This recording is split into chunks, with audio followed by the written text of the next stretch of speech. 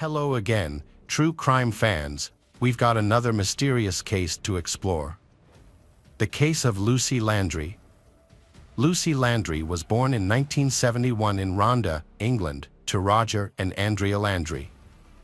She has a younger sister named Anna. Lucy had a happy childhood. Because she and her sister had similar interests, they were always very close. During primary school, Lucy's outgoing and friendly personality made her a favorite of her teachers and classmates. She was a beautiful girl, and at school she became one of the most popular girls. Lucy and Anna shared a love of ponies, and their father surprised them by enrolling them in the local equestrian club. This taught them discipline and showed off their talents. They later represented the club in many events and competitions. By the time Lucy started secondary school, she had become an excellent equestrian. However, her passion was not limited to the track. She also began studying the flute and piano, spending many hours practicing to master both instruments. Her hard work soon paid off.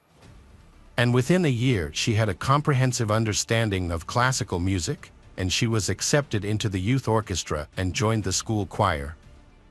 As often happens in adolescence, a healthy romantic interest entered her life, and Lucy became very close to Gareth Jenkins. However, she kept her feelings a secret. After completing her secondary education in 1989, Lucy decided to pursue a career in music. To this end, she enrolled in a BA degree at the University of Warwick. Her goal was to become a music teacher and dedicate herself to music education. However, things did not go as planned. Although she was passionate about music, she did not like the direction of the degree program. She therefore decided to change her plans and study urban planning. During this time, Lucy met Gra McAllister, and they soon discovered that their outlook on life was very similar. They shared a love for art and common interests. Their relationship progressed and they began to plan for the future. Lucy decided to introduce him to her parents. Roger and Andrea were delighted with the meeting, as they believed he was the ideal partner for their daughter. Her parents were so delighted that they decided to buy Lucy a house in Coventry, a city in northwest London. After moving to a new home, Lucy invited Gra to live with her and they continued to go to school. In 1995, they had their first child, named James. Lucy decided to drop out of college to focus on raising the child. Meanwhile, Gra continued her college studies and took a night shift job at the post office to cover her living expenses. For many months, she had to stay home alone to take care of the child and had to be away from Gra for many hours. She began to feel bored. Then, she found no better solution than exploring chat rooms on the internet to distract herself, looking for ways to meet new people. One night, while Lucy was participating in online conversations in many chat rooms, she met Harold Landry. Harold, a 53-year-old American from Louisiana, was born into a very poor family. And he knew that hard work was the only way to escape poverty. His opportunity came when he realized that in the oil industry, the key was not to own an oil well but to provide essential infrastructure for the owners of such. He founded his own company, specializing in providing infrastructure for oil field owners. Harold amassed a huge fortune by designing and manufacturing hydraulic equipment for major oil companies in the southern United States, eventually becoming a billionaire. In his personal life, Harold was married and divorced twice, and his children from previous relationships were not made public. A significant event took place in 1992 when Harold was still single. He met a married woman 20 years his junior. Harold pursued and courted her and she eventually succumbed to his advances. On February 6, 1994, Harold took her out to New Orleans, hiring a babysitter to look after her children. After the evening ended, Harold accompanied his mistress to her home and offered to take the babysitter to her home. Outside the residence, Chris, the betrayed husband, secretly watched his wife's actions. After dropping his mistress off at home, Harold, saying goodbye, left. The girl's husband Chris followed Harold's car, which Harold noticed was tailing him.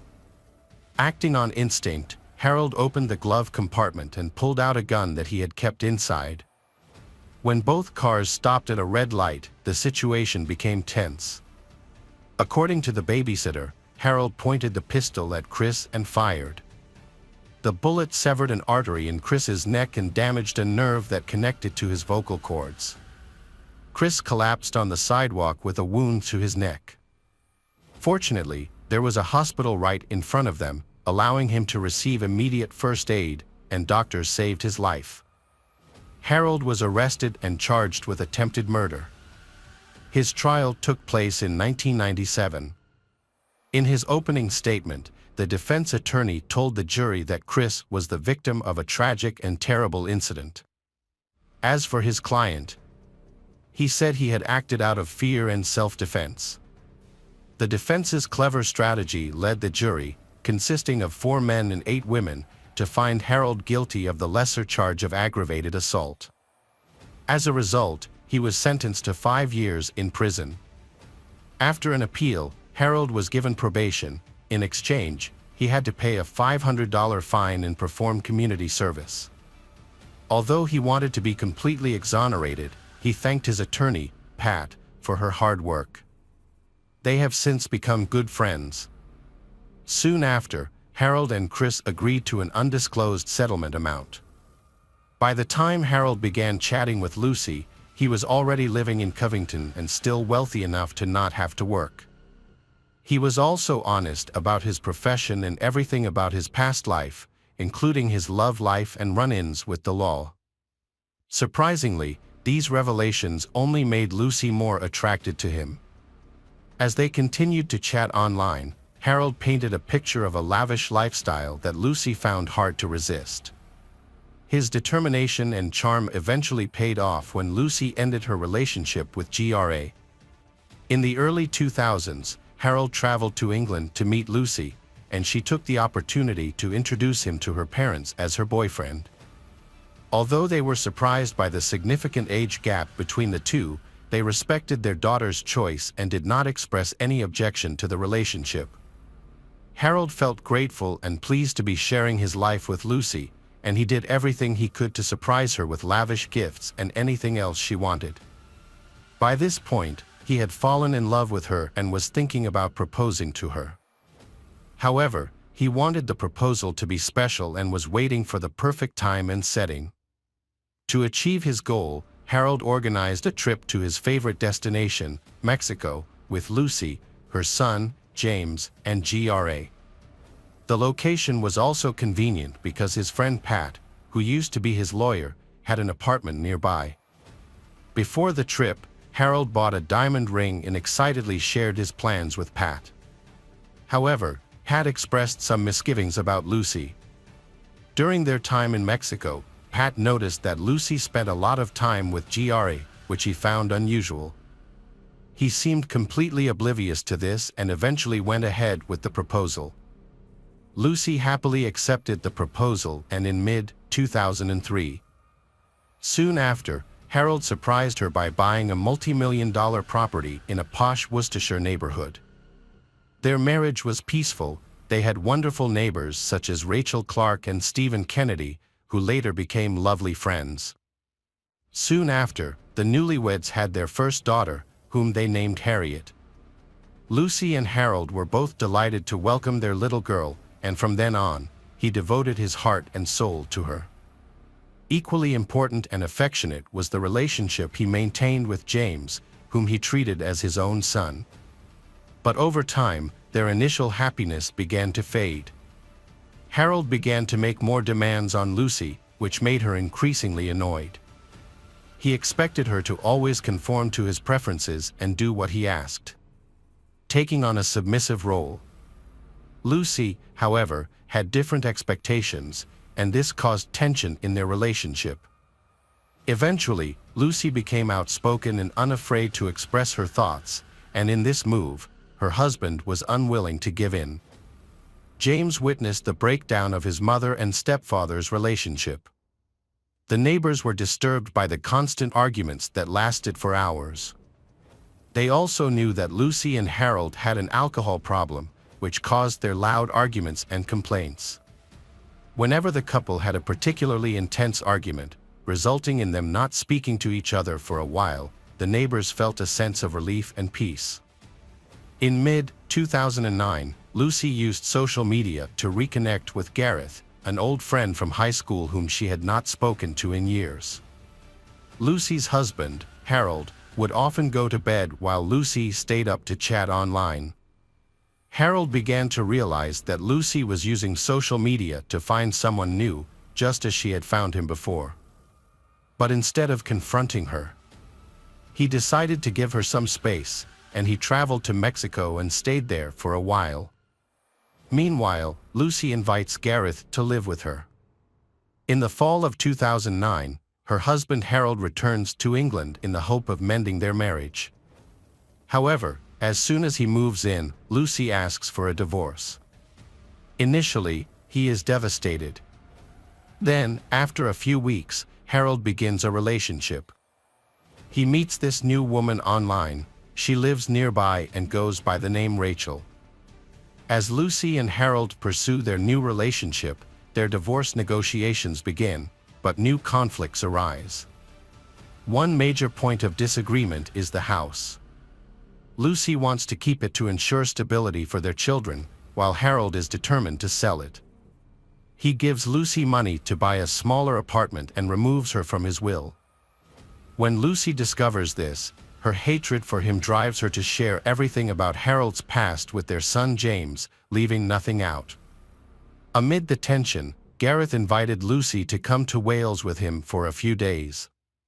After returning home, Lucy no longer tried to hide her phone conversations from her new love. Meanwhile, Lucy and Harold were both drinking heavily, and the arguments escalated, leaving the children exposed to a violent and unbearable atmosphere. On Monday, February 1, 2010, Harold had been drinking all day. When a package arrived for Stephen, Harold mistakenly received it. That evening, around 9 p.m., Stephen returned home from work to find a notification that his package had been delivered to the Landry's home. Seeing the lights on, Stephen went to their house to collect the package. Harold invited him in and offered him a drink. After a brief conversation with Lucy, Stephen realized that Harold was drunk. He took his package, apologized, and left. The couple then argued about buying furniture for their upcoming move. The disagreement was trivial, but it escalated into a fight. During the argument, Harold hit Lucy across the cheek with a kitchen utensil. James, who had learned to deal with their arguments over the years, intervened and saw that his mother was injured. He quickly called the police and made it his priority to get his sister to safety. Lucy and the children fled the house to seek help after the incident. Lucy ran to Stephen's house. However, Harold caught up with her and stabbed her several times with a knife before leaving her under a bush in the garden. Alerted by Lucy's screams, Stephen ran outside and found her after only a few steps. Initially, he thought she had passed out, but he soon realized the severity of her injuries. After receiving an emergency call, the police arrived at the scene. They called an ambulance and searched the surrounding area for the culprit. However, they only found the children hiding terrified in the backyard in the dark. An ambulance then took Lucy to the hospital. Unfortunately, her heart had stopped. Harold went to his new girlfriend Rachel's house, revealing that something terrible had happened, but he did not explain further. He gave her $40,000 in bank money, some cash, his car keys, and some blank checks with his signature on them. He then returned home. Several police patrols searched for him, and he was eventually found walking along the road and arrested. Her parents Roger and Andrea were devastated after hearing the news. In a statement released by the police, her parents asked for respect while they grieved for the loss of their daughter. They declined to speak to the media at this time. Instead, They focused on caring for their grandchildren. A post-mortem examination later confirmed that Lucy died from multiple stab wounds to the chest. On February 5, 2010, Harold was brought to trial and charged with murder, based on evidence and witness testimony from James. The trial began in early February 2011, with Judge David Fawson presiding and Harold's attorney Andy Childs defending. During the trial, Harold's defense team argued that he was driven to action by his wife Lucy's intense anger, which left him feeling provoked and left with no other choice. Harold took the stand, tearfully expressing his love for Lucy and remorse for his actions. He then followed his attorney's strategy, claiming that he was guilty of involuntary manslaughter because Lucy had pushed him to the limit. The prosecution presented a highly detailed animation of the many injuries the victim suffered. This presentation shocked those in the courtroom. On February 24, 2011, the jury deliberated for less than 4 hours before finding Harold Landry guilty of murdering his 38-year-old wife, Lucy Landry. Harold was 64 years old at the time of the murder. The following day, the judge delivered a scathing statement when sentencing Harold. He described the attack as horrific and unforgivable, dismissing Harold's claims that Lucy may have provoked him. The judge viewed these claims as a desperate attempt by Harold to defend himself. As a result, Harold was sentenced to life in prison with a minimum term of 16 years before he could be considered for parole. This meant that he would have to be over 80 before he was eligible for parole. Lucy's family and friends expressed their gratitude not only for the case being resolved, but also for the judge's comments. Welcome back, mystery lovers. Today's case is going to keep you on the edge of your seat. The case of Lesly Palacio. On the morning of the 29th, the family of Rosalia Palacio, a mother of 5 daughters, became concerned. Her eldest daughter, Kayla, noticed that Lesly's bed had been made, her belongings were missing, and it was clear that she had not spent the night at home. At first, one of the sisters joked that Lesly must have had a great time at the club and had probably slept over at Eric's house. However, everyone quickly became worried because Lesly had never done anything like this before. As they ate breakfast, Kayla kept checking her phone, expecting Lesly to text at any moment. But as time passed, there was still no news from Lesly. By noon, her mother Rosalia's anxiety grew. She decided to go to Eric's house to find out where her daughter Lesly was. When she arrived, she saw Eric's mother and sister moving furniture and other items out of the house. While this may have been a normal activity, the situation and Mrs. Ibra's tears made Rosalia feel uneasy. Something was wrong. When Rosalia asked about Lesly's whereabouts and why Eric's phone was not working, Eric's mother and sister insisted that they did not know Lesly had stayed with Eric the night before. Rosalia pressed them, asking if Lesly had stayed over, as her daughter had sent a text message saying she was going to Eric's house. When Eric's family denied this, Lesly's family began to realize that something was really wrong. Lesly's sister began searching for her by calling local hospitals and looking up accident reports from the past 24 hours online. However, she could not find any information about Lesly. The sister also tried to contact Eric, but his phone seemed to be turned off or had run out of battery, as it went straight to voicemail without ringing. Left with no other choice, Rosalia's mother decided to contact the police. On August 30th, the police officially listed Lesly as a missing person, marking the beginning of a long and intense battle for justice. Lesly Palacio was born on May 5, 1998, in Las Vegas, Nevada, USA. She lived a short but full life, filled with love and care for her family. Lesly was known to be friendly and outgoing, bringing joy to those around her. She appreciated everyone she met and was appreciated in return. Lesly aspired to pursue a career in medicine. After graduating from high school, she enrolled in Las Vegas College of Medicine in 2020 to become a phlebotomist. She worked part-time as a lab technician, combining theoretical knowledge with practical skills. As a student, Lesly showed exceptional talent. Her academic performance was impressive and she grasped new concepts easily, always striving to expand her knowledge. This motivation prompted her to take up a part-time job as a lab assistant. Her colleagues consider her not only a reliable and professional lab technician, but also a kind and compassionate person. Lesly's responsibilities include conducting a variety of analyses and tests, but for her, this job is more than just a job requirement. She sees her purpose as making the testing process as comfortable as possible for her patients. Her caring and patient nature creates an atmosphere of trust that puts even the most anxious patients at ease. Lesly's enthusiasm and energy are evident in everything she does. By all accounts, she had the potential to become a sought-after expert in the field of medical laboratory diagnostics. However, one big turning point changed everything. Lesly has been caring for others since she was a child. The second of 5 daughters, she often took on the role of mother when her mother, Lesly Palacio, was exhausted from cleaning hotels. One evening, after Lesly had cleaned more than 15 hotel rooms, Lesly gently told her to rest while she prepared dinner. Lesly found cooking enjoyable and took it upon herself to make sure her family was well fed. She continued to prioritize her family's health, even when she was away.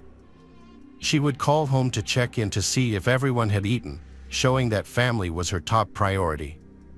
Her energy and ideas inspired her sisters, and she easily became a role model for them. During the pandemic, Lesly found a way to stay active by hosting workouts in her backyard.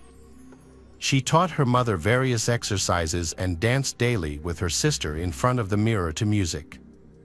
Lesly's creativity also extended to experimenting with hair color and image, which inspired a business plan with her sister to open a fashion boutique. Together, they designed and sewed dresses at home in their own unique styles. When the pandemic forced Lesly out of work, Lesly suggested that her mother start a small cleaning company and offered to help with the cleaning in her spare time. "We'll be fine, Mom, you'll see," Lesly reassured Lesly.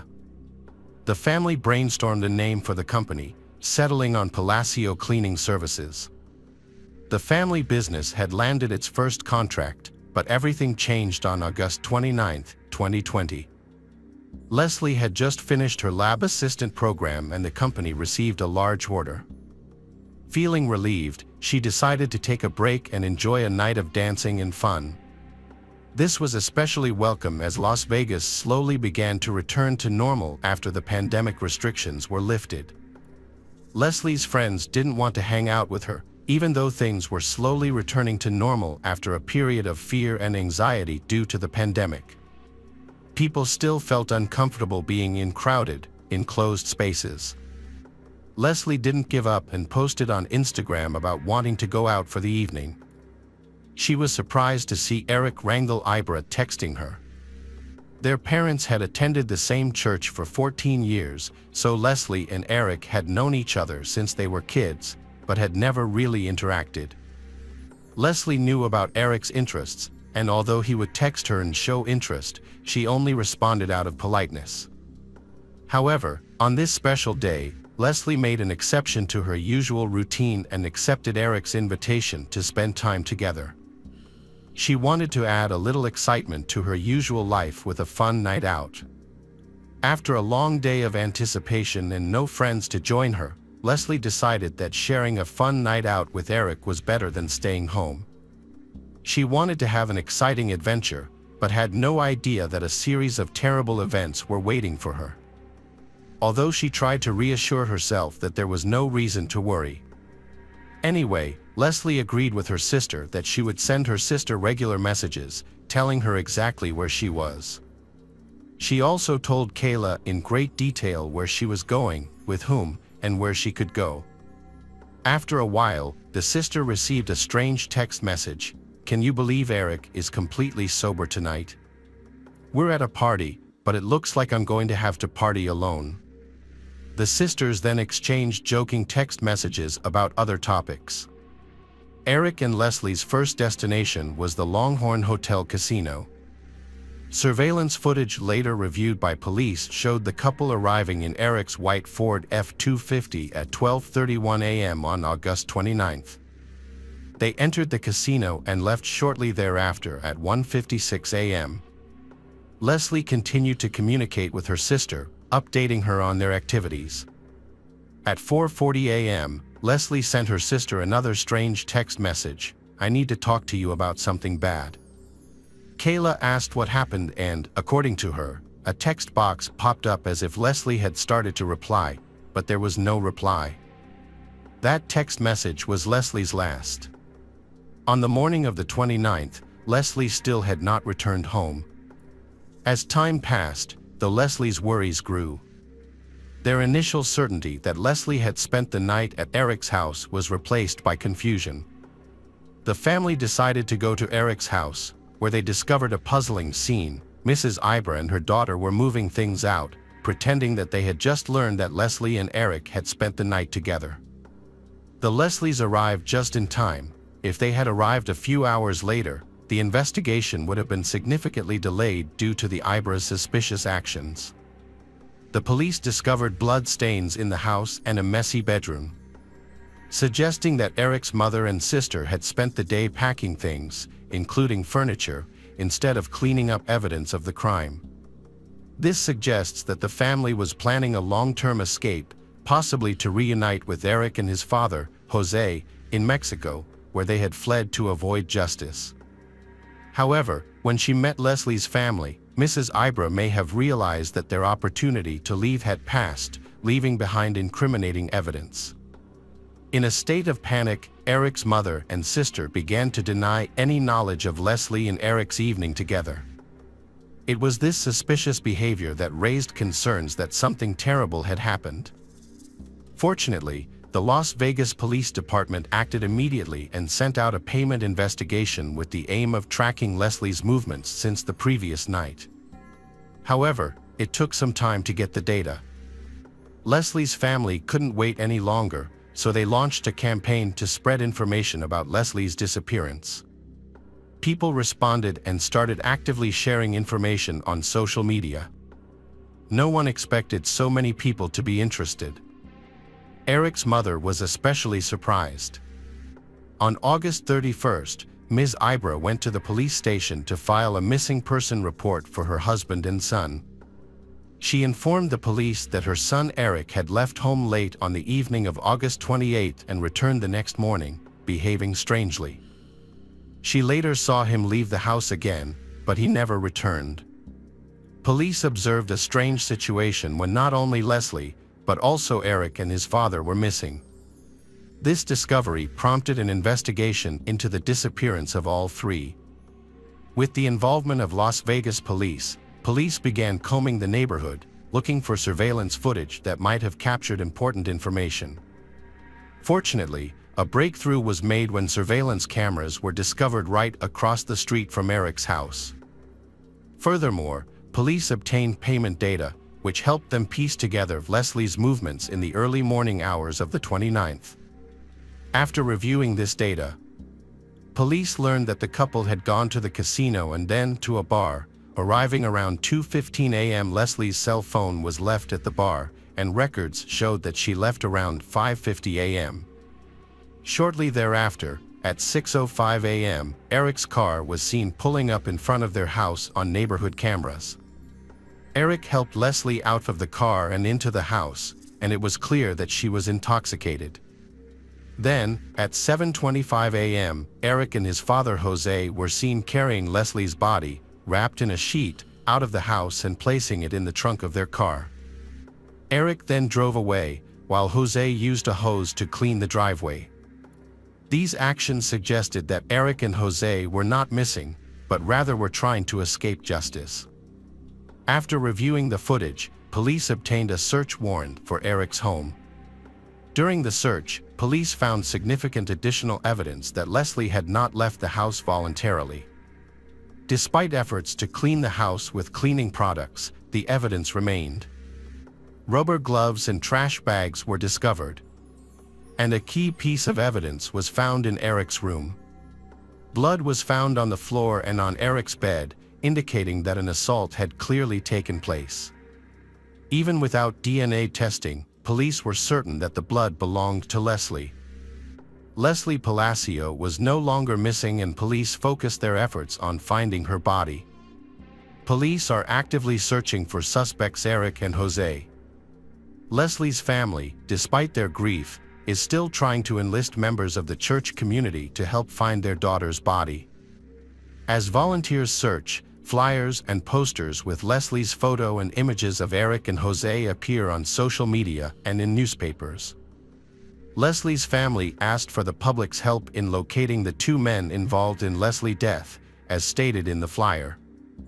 The first major break in the investigation came when a license plate reader detected Eric's car just 6 miles from his home around 10 a.m. on August 29. He was on his way home just 4 hours after Leslie's murder. This new information led police to conclude that Eric's potential hiding spot was within a 4-hour drive of his home, possibly near the Nevada-Arizona border or the Charleston Peak area, a vast area of land. Police desperately needed more information to pinpoint a specific location.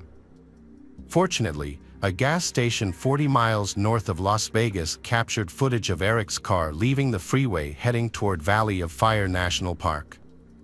The car returned 20 minutes later with mud on its tires. The discovery focused the search within a 20-mile radius of the gas station. Mud on the tires indicated that Eric had driven off the road at some point. Police searched the area, with volunteers combing hundreds of acres.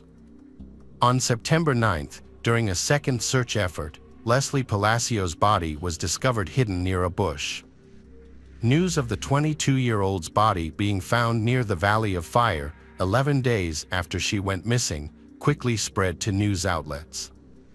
A reporter provided additional details about the prime suspect, 25-year-old Eric Ranglibarra. The extreme temperatures of the Valley of Fire, where Leslie's body was found, caused the body to decompose quickly, and forensic experts were unable to determine an exact cause of death. Locals were horrified and scared by Leslie's death. Some were afraid to go out because they constantly thought of the criminals involved in the murder.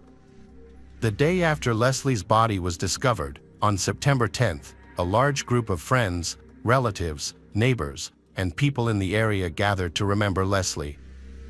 They placed candles from the night vigil outside Leslie's home and expressed their desire for the person responsible for her death to be held accountable. However, the pursuit of justice was not over. A significant breakthrough occurred when Eric's car was discovered in Moreno Valley, California. Police then contacted Eric's cousin, who revealed that he had driven Jose and Eric to San Pedro, where they were believed to have planned to cross the border into Mexico. Due to jurisdictional issues, the Las Vegas Police Department sought assistance from the FBI to further investigate the case. The investigation stalled until January 19, 2021, when Eric's father, Jose, turned himself in at the border. This development brought significant relief, as one of the fugitives was finally apprehended. Jose was quickly extradited to Clark County, where he faced charges of destroying evidence and being an accessory to murder.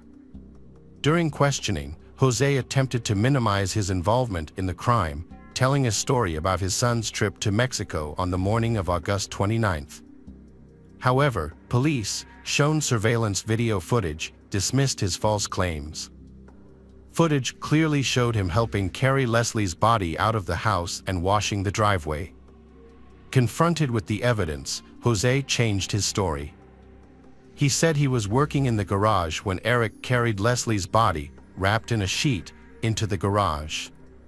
According to Jose, he panicked and helped his son put the body in the truck, assuming that Lesly had died of an illegal drug overdose.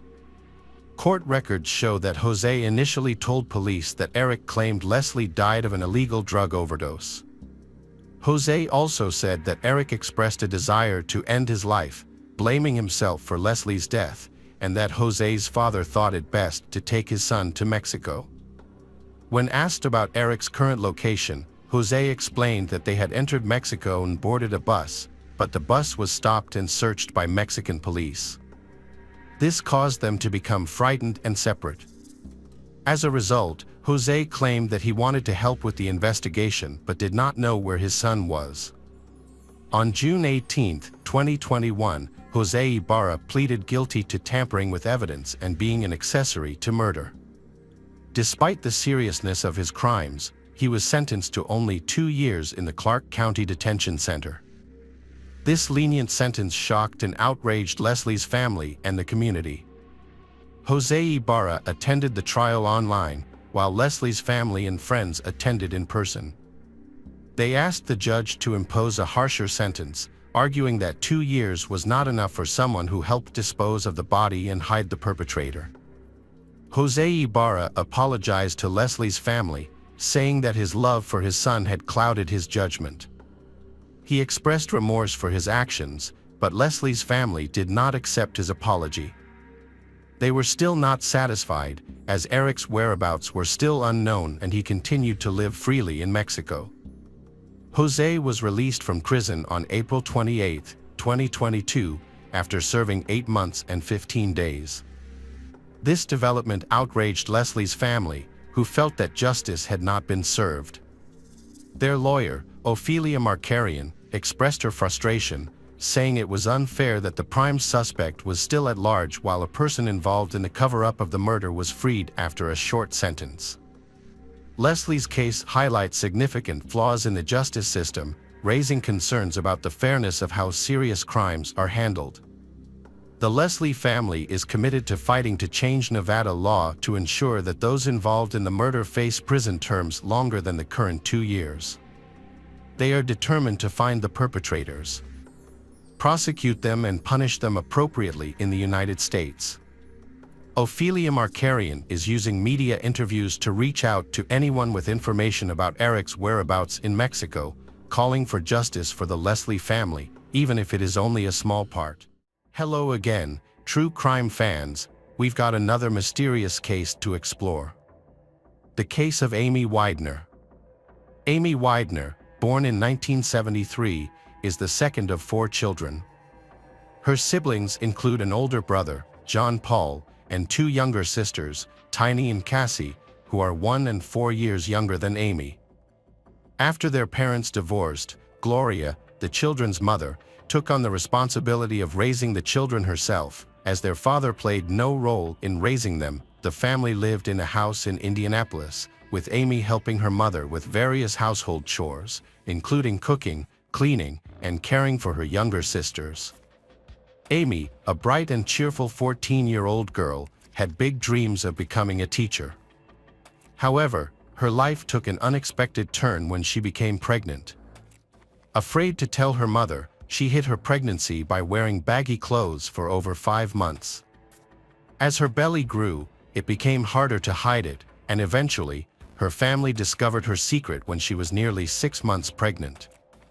Gathering all her courage, Amy told her mother, Gloria, and burst into tears. Amy begged her mother not to hate her, but Gloria, though shocked, offered words of comfort and encouragement. Gloria recalls feeling stunned, thinking that this was the worst thing that could happen in her life. However, she had no idea of the even more heartbreaking events that were about to happen.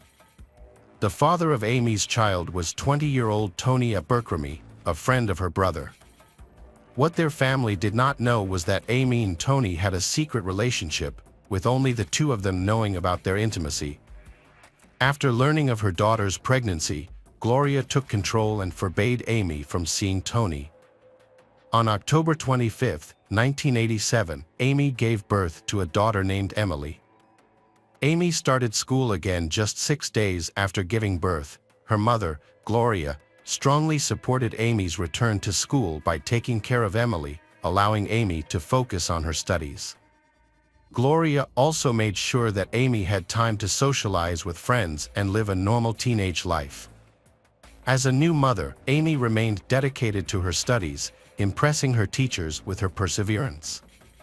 Despite juggling the demands of motherhood, Amy excelled in her studies, continuing to receive praise from her teachers. Amy's family adapted to the new addition, with everyone sharing the care of Emily. Over time, life began to fall into a positive pattern, with Amy overcoming her difficulties. Just when things seemed to be going smoothly, a sudden change turned everything upside down. On November 13, 1989, 16-year-old Amy woke up with a severe sore throat and decided to stay home from school, despite her mother, Gloria, offering to take Emily to a nanny. She kept her 2-year-old daughter, Emily, with her. After breakfast together, Gloria went to work, and Amy's siblings went to school, leaving Amy and Emily alone at home. Gloria tried to contact Amy by phone at 9:30 a.m. but received no response. When she called again a few hours later and still had not heard anything, Gloria became worried. She asked a nearby neighbor to stop by and check on them. The neighbor found the house quiet and unresponsive, prompting Gloria to leave work immediately and go home. When she arrived, she found Emily sitting on the stairs. Gloria called Amy, but received no answer, so she went upstairs. The scene in Amy's bedroom was tragic and shocking. Amy lay motionless and naked on the bed, surrounded by bloodstains. When Gloria realized the urgency of the situation, she quickly called 911. The police arrived and carefully searched Amy's house. At first, they thought someone had tried to break in because several items were missing, including stereo equipment and a graphic equalizer that belonged to Amy's brother, John Paul. Another item missing was a piggy bank from Amy's room, a simple glass jar with about $50 in savings for school. The police did not find any signs of forced entry. It is likely that the perpetrator entered through an unlocked back door or the front door, which Amy may have opened herself.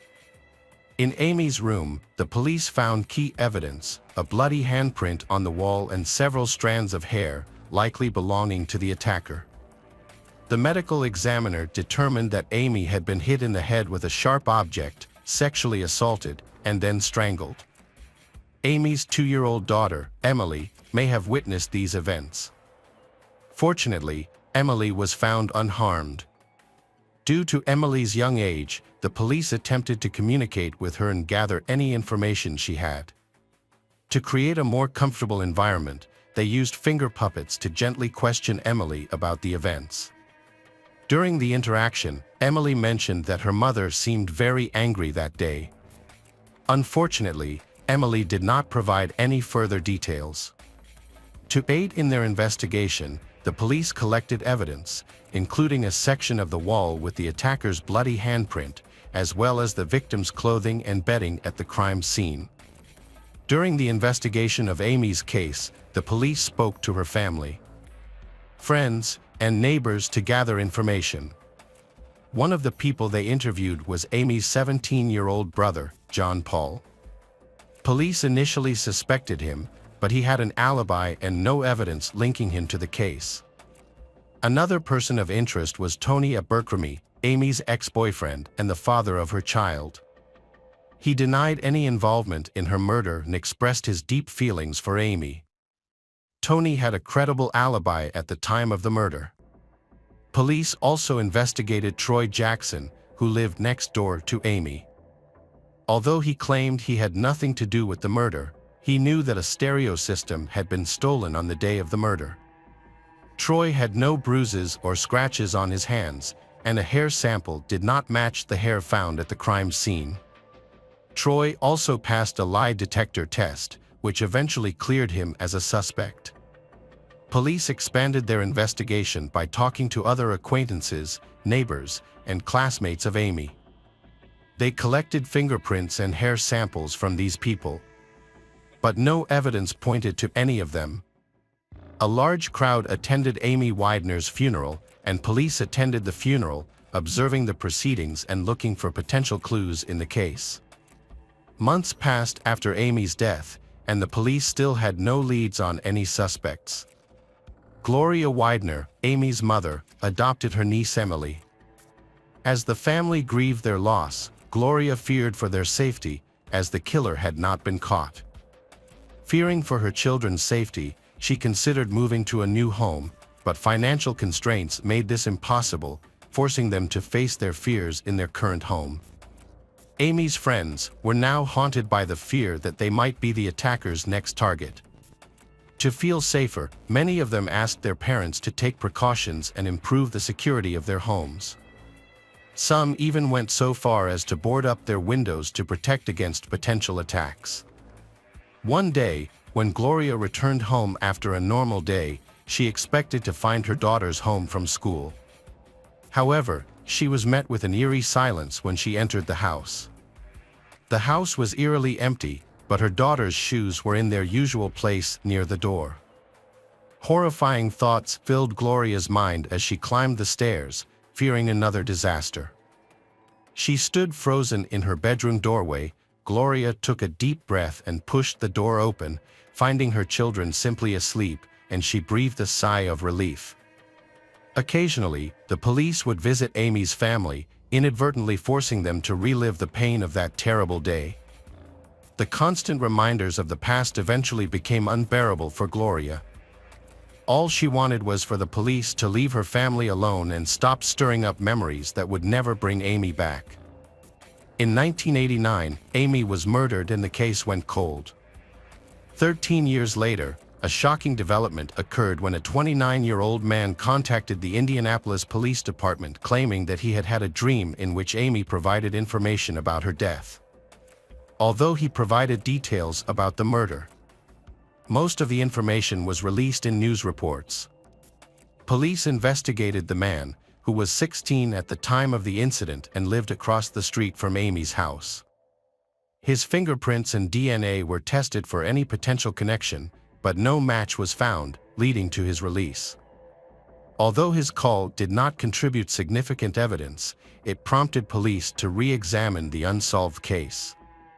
In 2002, the investigation resumed, focusing on some of Amy's friends and acquaintances.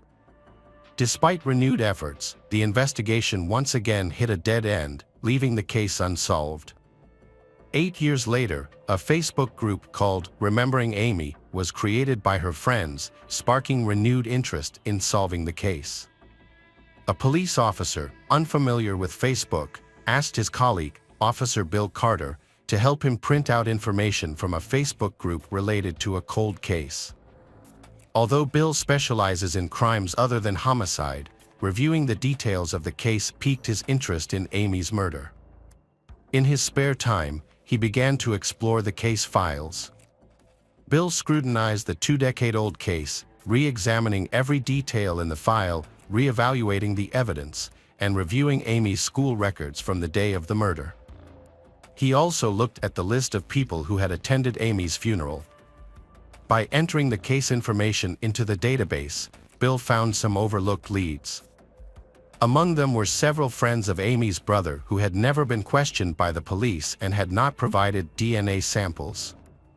In 2011, Officer Bill expanded his investigation by contacting Amy's family and friends, asking for potential leads and the names of people who might have information about the case.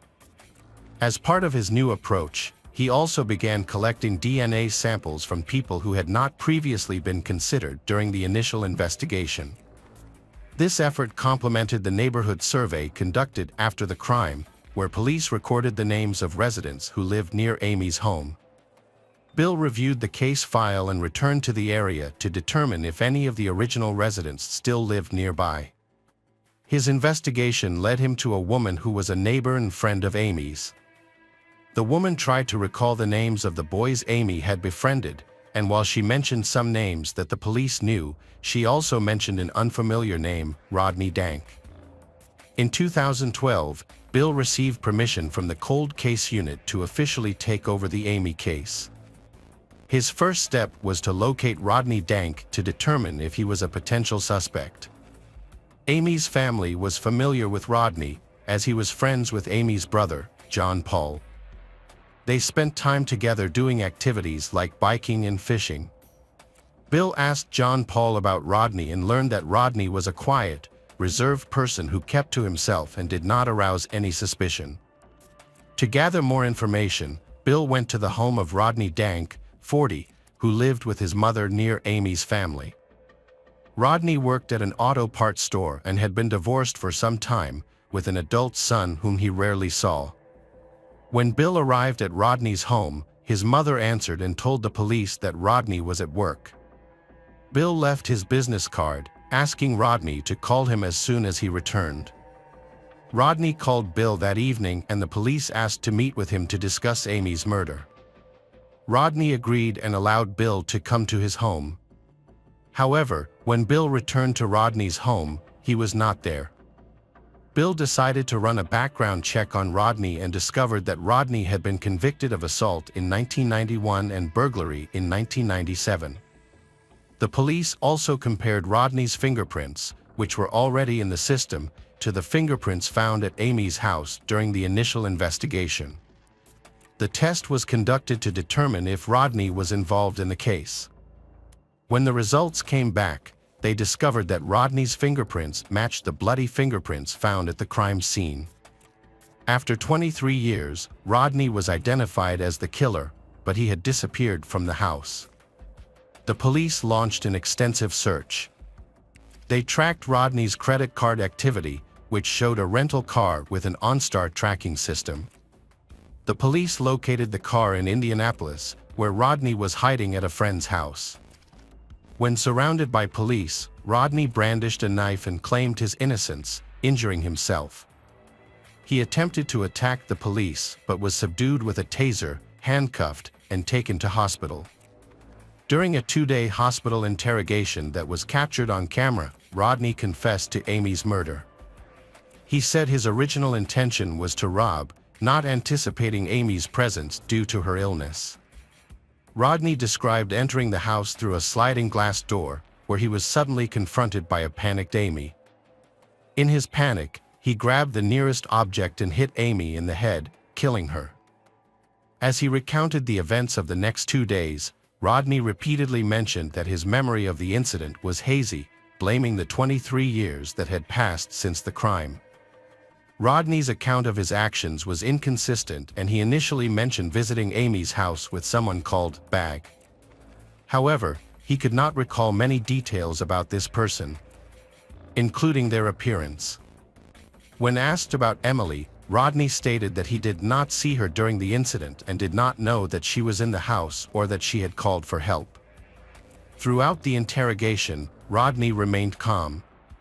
Rodney's DNA was collected and matched with semen found on Amy's bedsheets and blankets in 1989.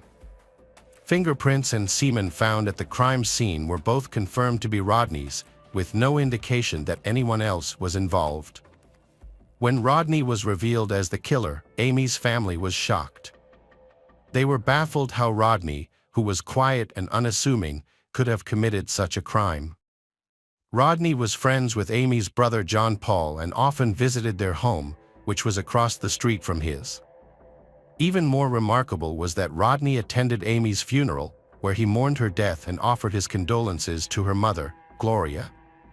Police Bill later found Rodney's signature in Amy's funeral book, a detail that had previously been overlooked. Reinvestigating the case led Bill to a crucial discovery. Rodney's name was first mentioned by Tony, Amy's ex-boyfriend and Emily's biological father, in 2003.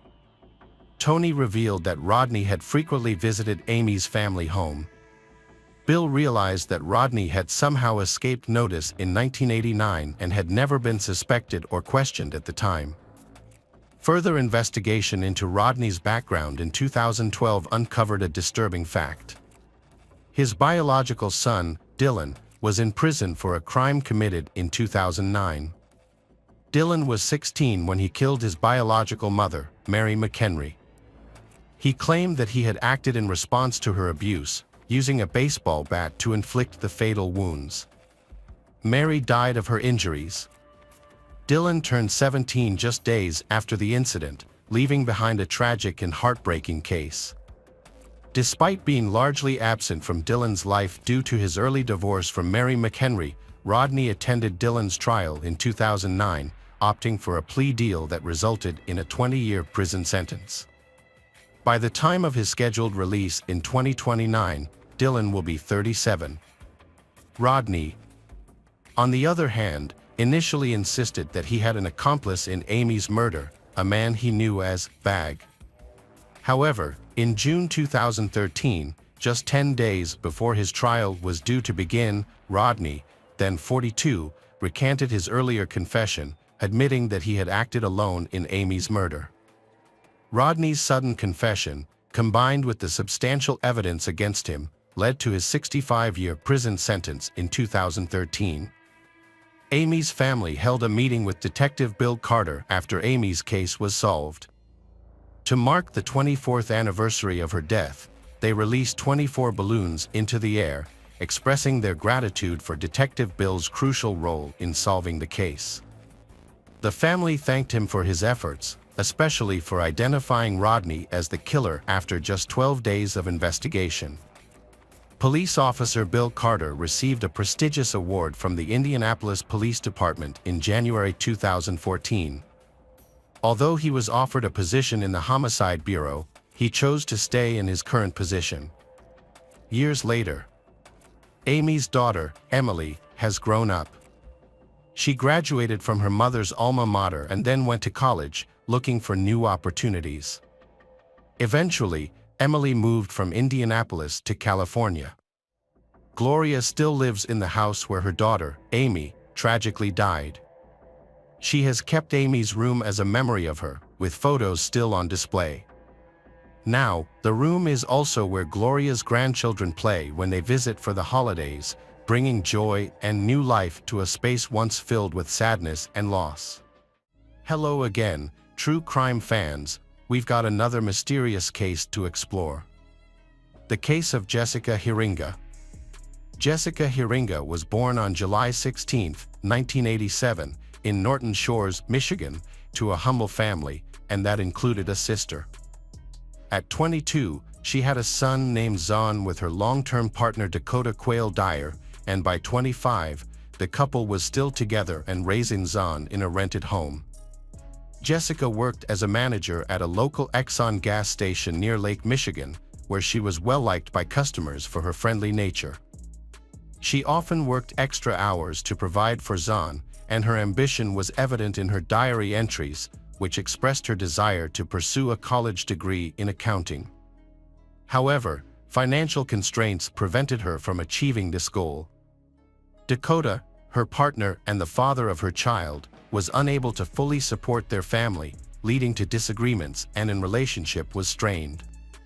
Despite being engaged, their wedding plans were repeatedly delayed due to various circumstances.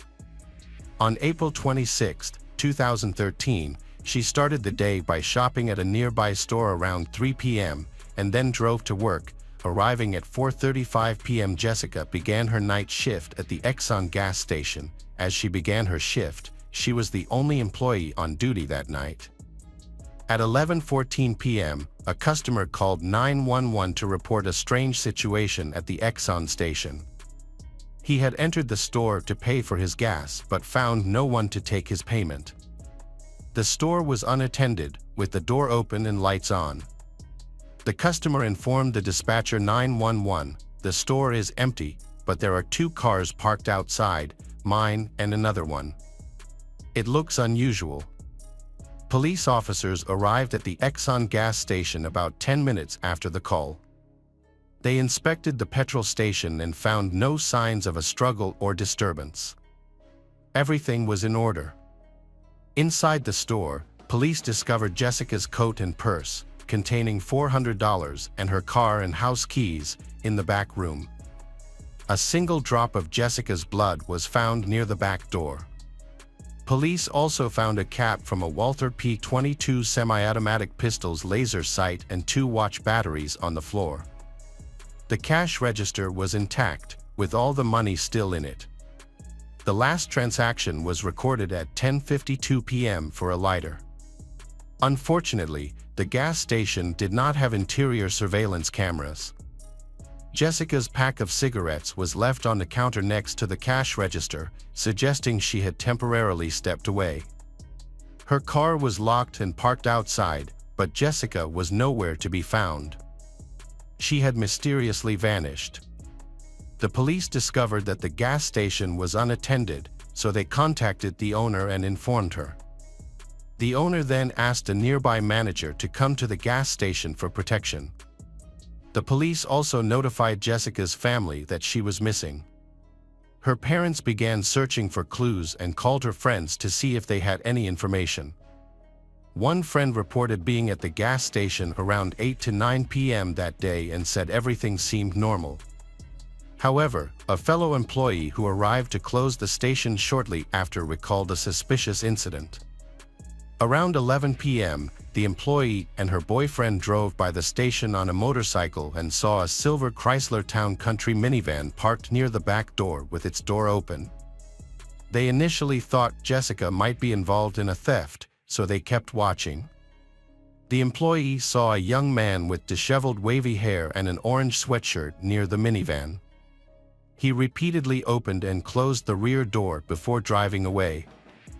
Further investigation revealed a surveillance video from a nearby building showing a silver Chrysler passing the Exxon gas station at 11:02 p.m.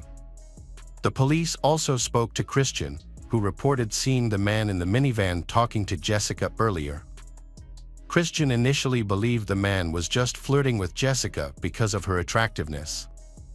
A composite sketch of the suspect in Jessica's disappearance was created with the help of Christian, who had seen the man near a minivan.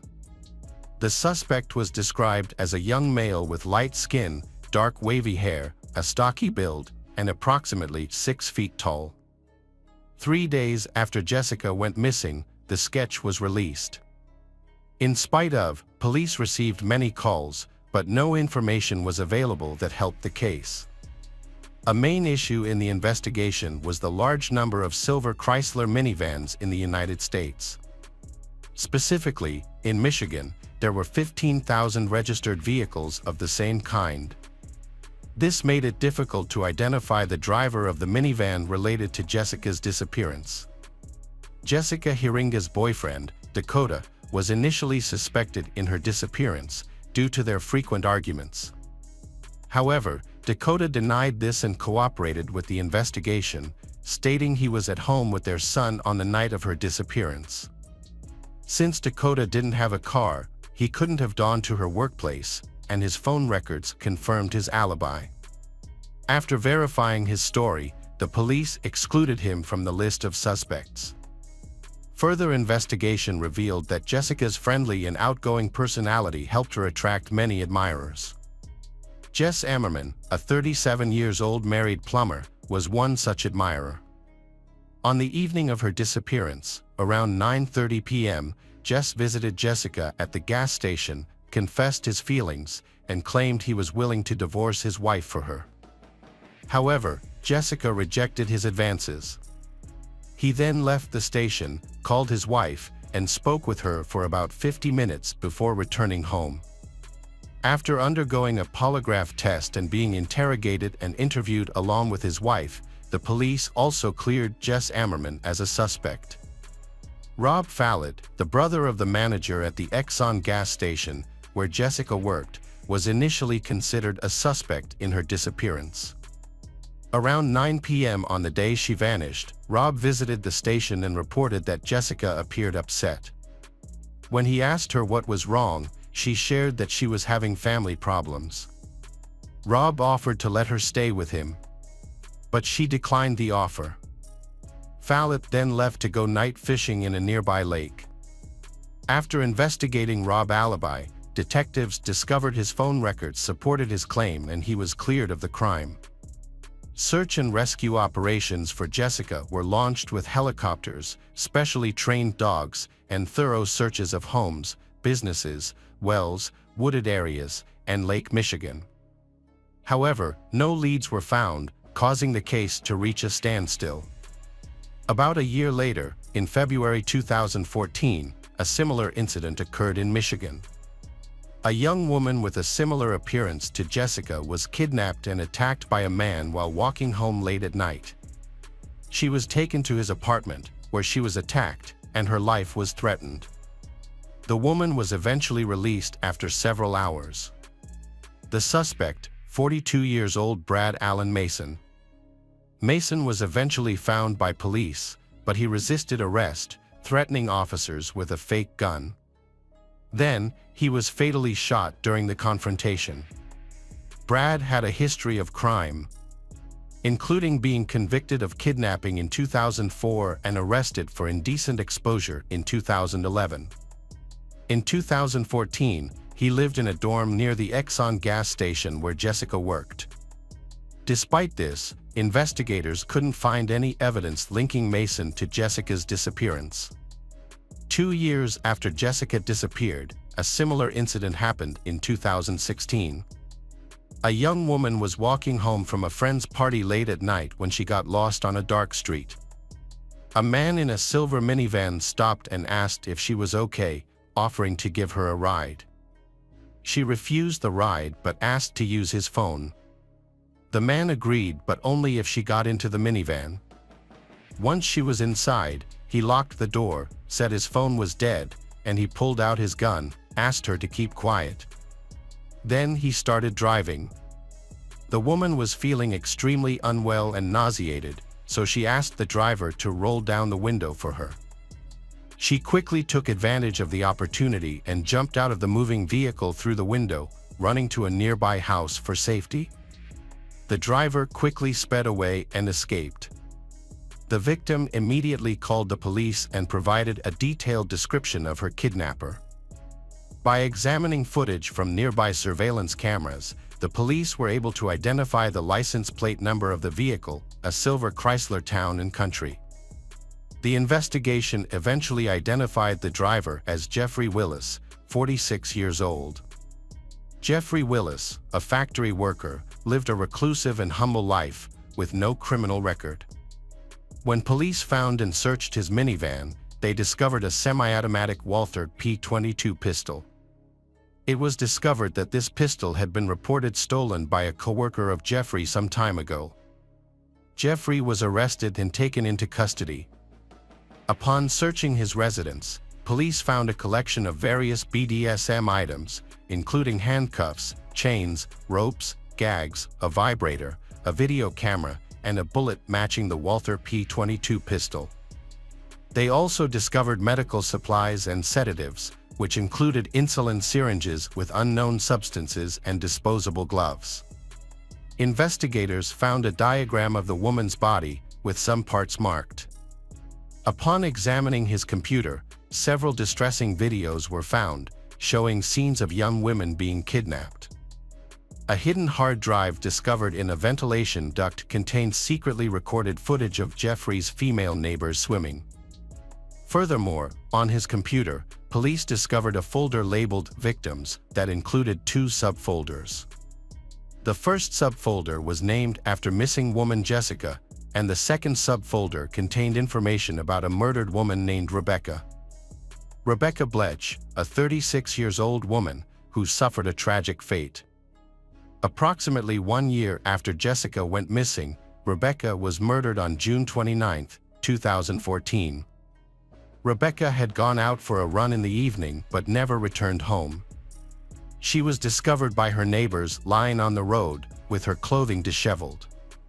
Initially, it was believed that she had been hit by a car. Although Rebecca was unconscious, she still had a pulse when found. Emergency services were immediately called, but unfortunately, she succumbed to her injuries before she could be saved. Autopsy reports later revealed that Rebecca died from 3 gunshot wounds to her back and head, along with multiple bruises on her wrists and legs. At the time of Rebecca's death, the suspect has not yet been identified. However, 2 years after Jeffrey's arrest, investigators uncovered new evidence linking Rebecca's murder to the handgun found in his small truck. Prosecutors alleged that Jeffrey had attempted to abduct Rebecca and bring her back to his home, but when Rebecca resisted, he shot her and fled the scene. Despite his denial, forensic analysis discovered Rebecca's DNA on a glove found in Jeffrey's residence. As a result, he was convicted of Rebecca's murder and received a life sentence. While serving his sentence, Jeffrey faced additional charges related to the kidnapping of Jessica, despite he consistently denying any involvement in her disappearance. Nonetheless, A review of his phone records revealed that he was present at the Exxon gas station where Jessica was last seen on the night she vanished.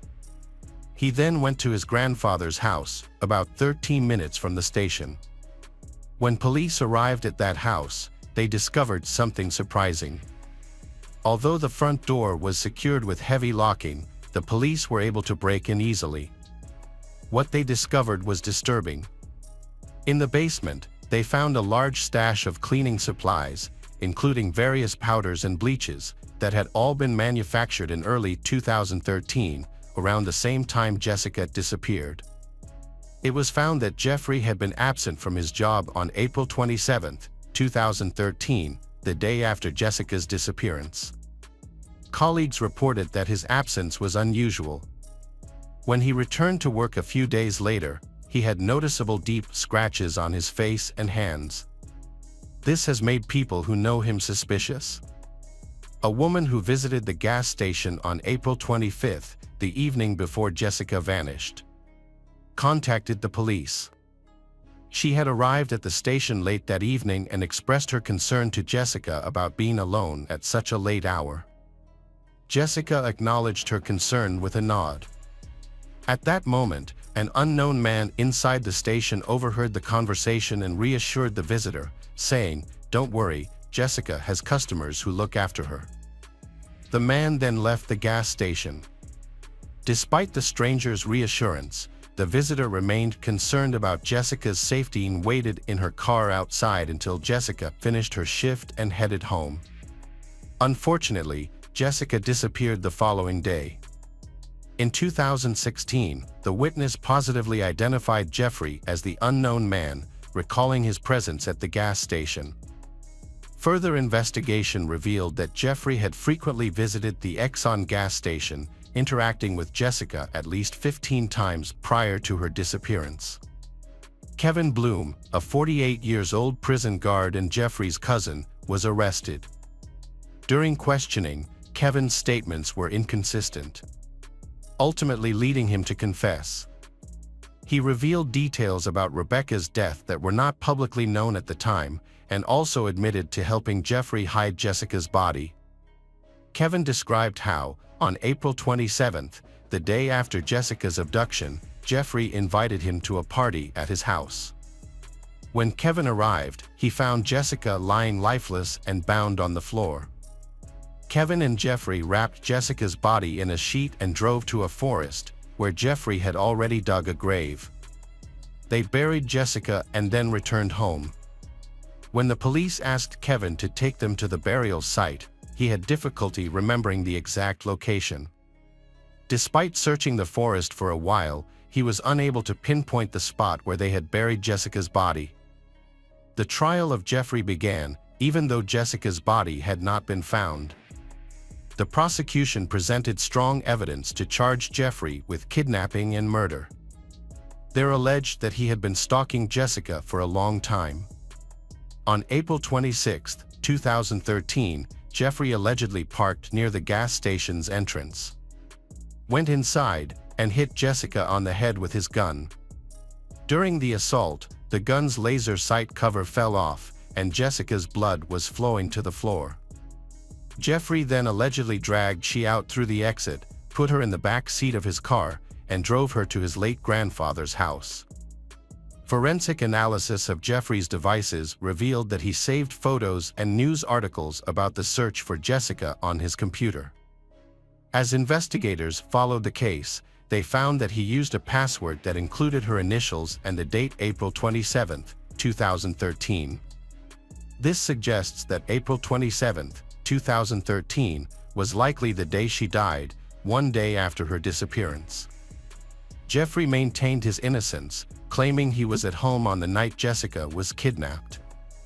His lawyers pointed out that there was no direct evidence linking him to the crime, and no DNA evidence belonging to Jessica was found in his home or vehicle. Jeffrey's defense team argued that Jessica had been struggling with serious substance abuse problems in the time before her disappearance, suggesting that her kidnapping might be connected to her involvement in the illicit drug trade. Despite his claims of innocence, Jeffrey was found guilty of murdering Jessica and was sentenced to life in prison without the possibility of parole. Throughout the trial, he showed no remorse for his actions.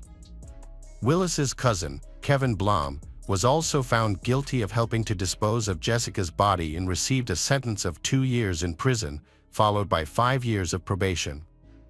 Years after Jeffrey's conviction, new information came to light that implicated him in an older, unsolved case. On October 17, 1996, the body of Angela Thorberg was found in Fruitport, Michigan, with her killer never identified. After further investigation, Ed Blom, a 1988 high school graduate and Kevin Blom's father, was linked to the murder of Angela Thorberg in 1996. However, later evidence suggested that it was Jeffrey who became a suspect in Angela Thorberg's death. It has been 10 years since Jessica went missing, but her body has still not been found. After her disappearance, a court battle took place over the custody of Jessica and Dakota's son, Zon. Jessica's husband, Dakota, sought custody, but ultimately lost the case to Jessica's family. Zon currently lives with his grandparents and relatives on his father's side. Hello friends, welcome to our channel. Today we're going to take a look at another horrible case with you. The case of Rowan Ford. Rowan Ford was born on April 11, 1998, in San Diego, California. When she was young, her parents divorced, and her mother, Colleen, moved with her to a small town called Stella, Missouri. Colleen later met a man named David, and they married. Colleen already had several children from a previous marriage, and soon after their marriage, she and David had a daughter together.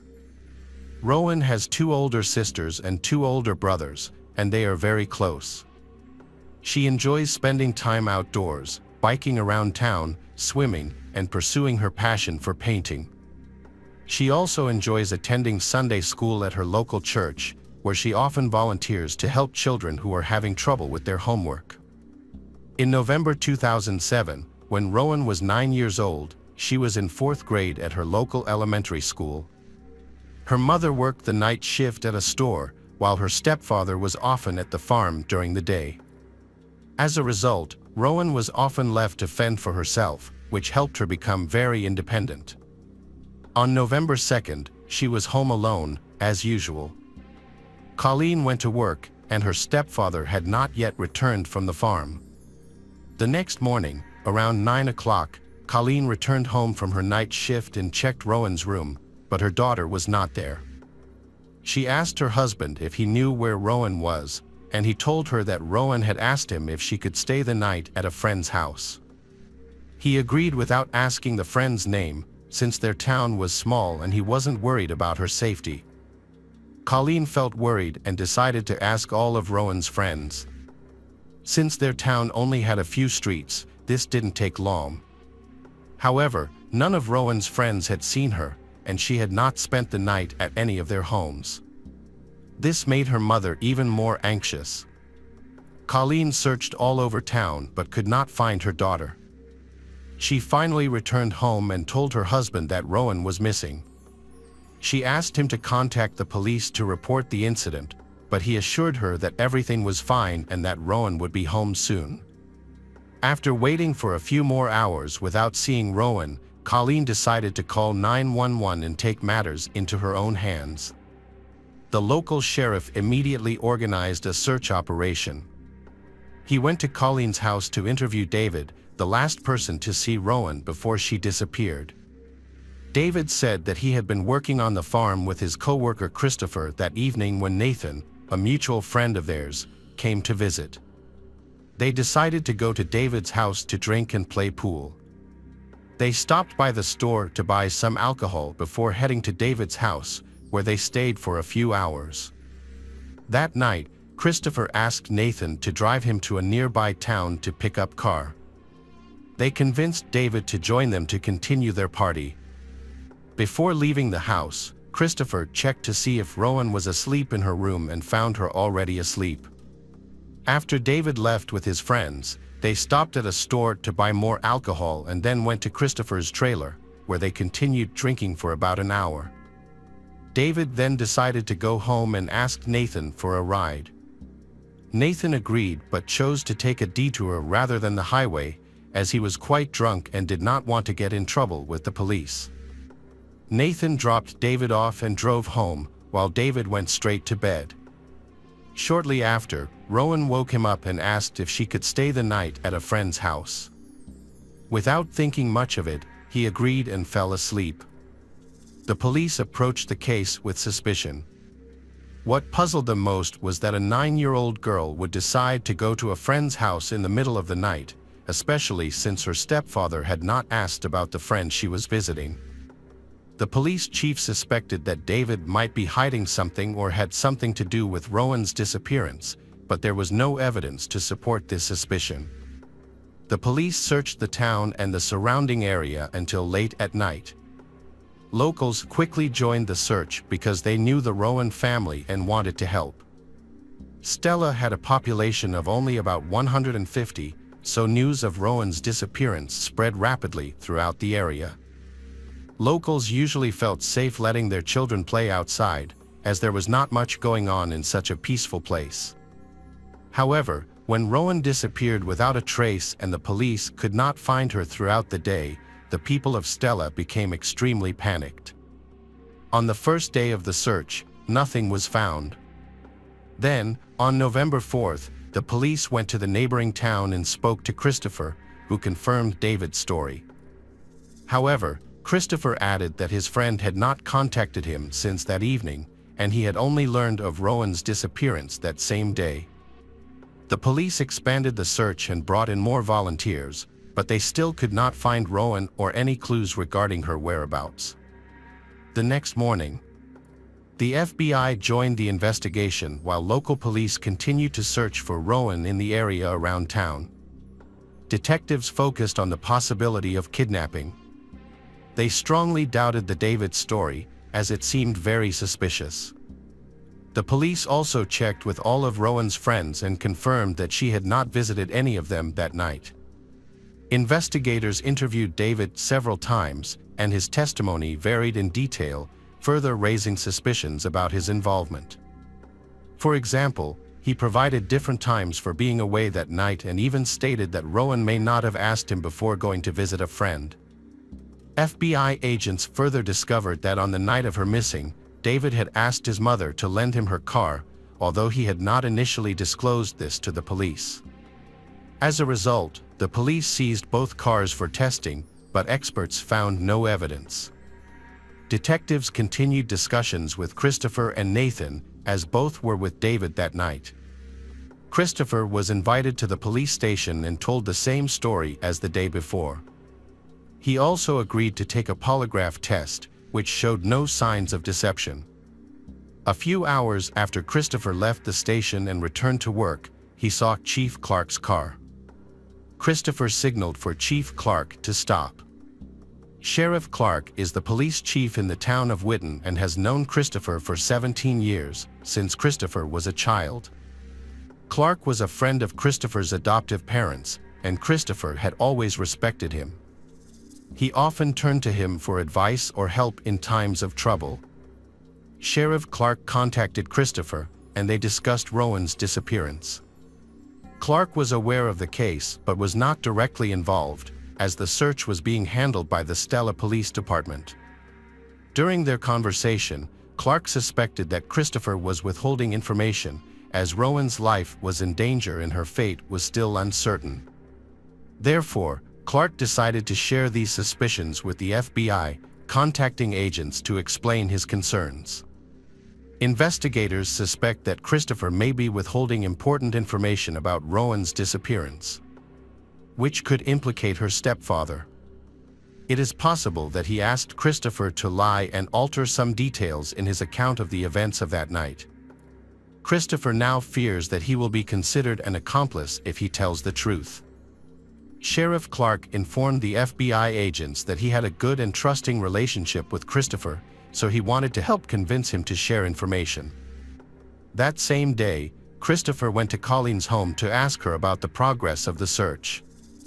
Simultaneously, the FBI agents also visited Rowan's mother again.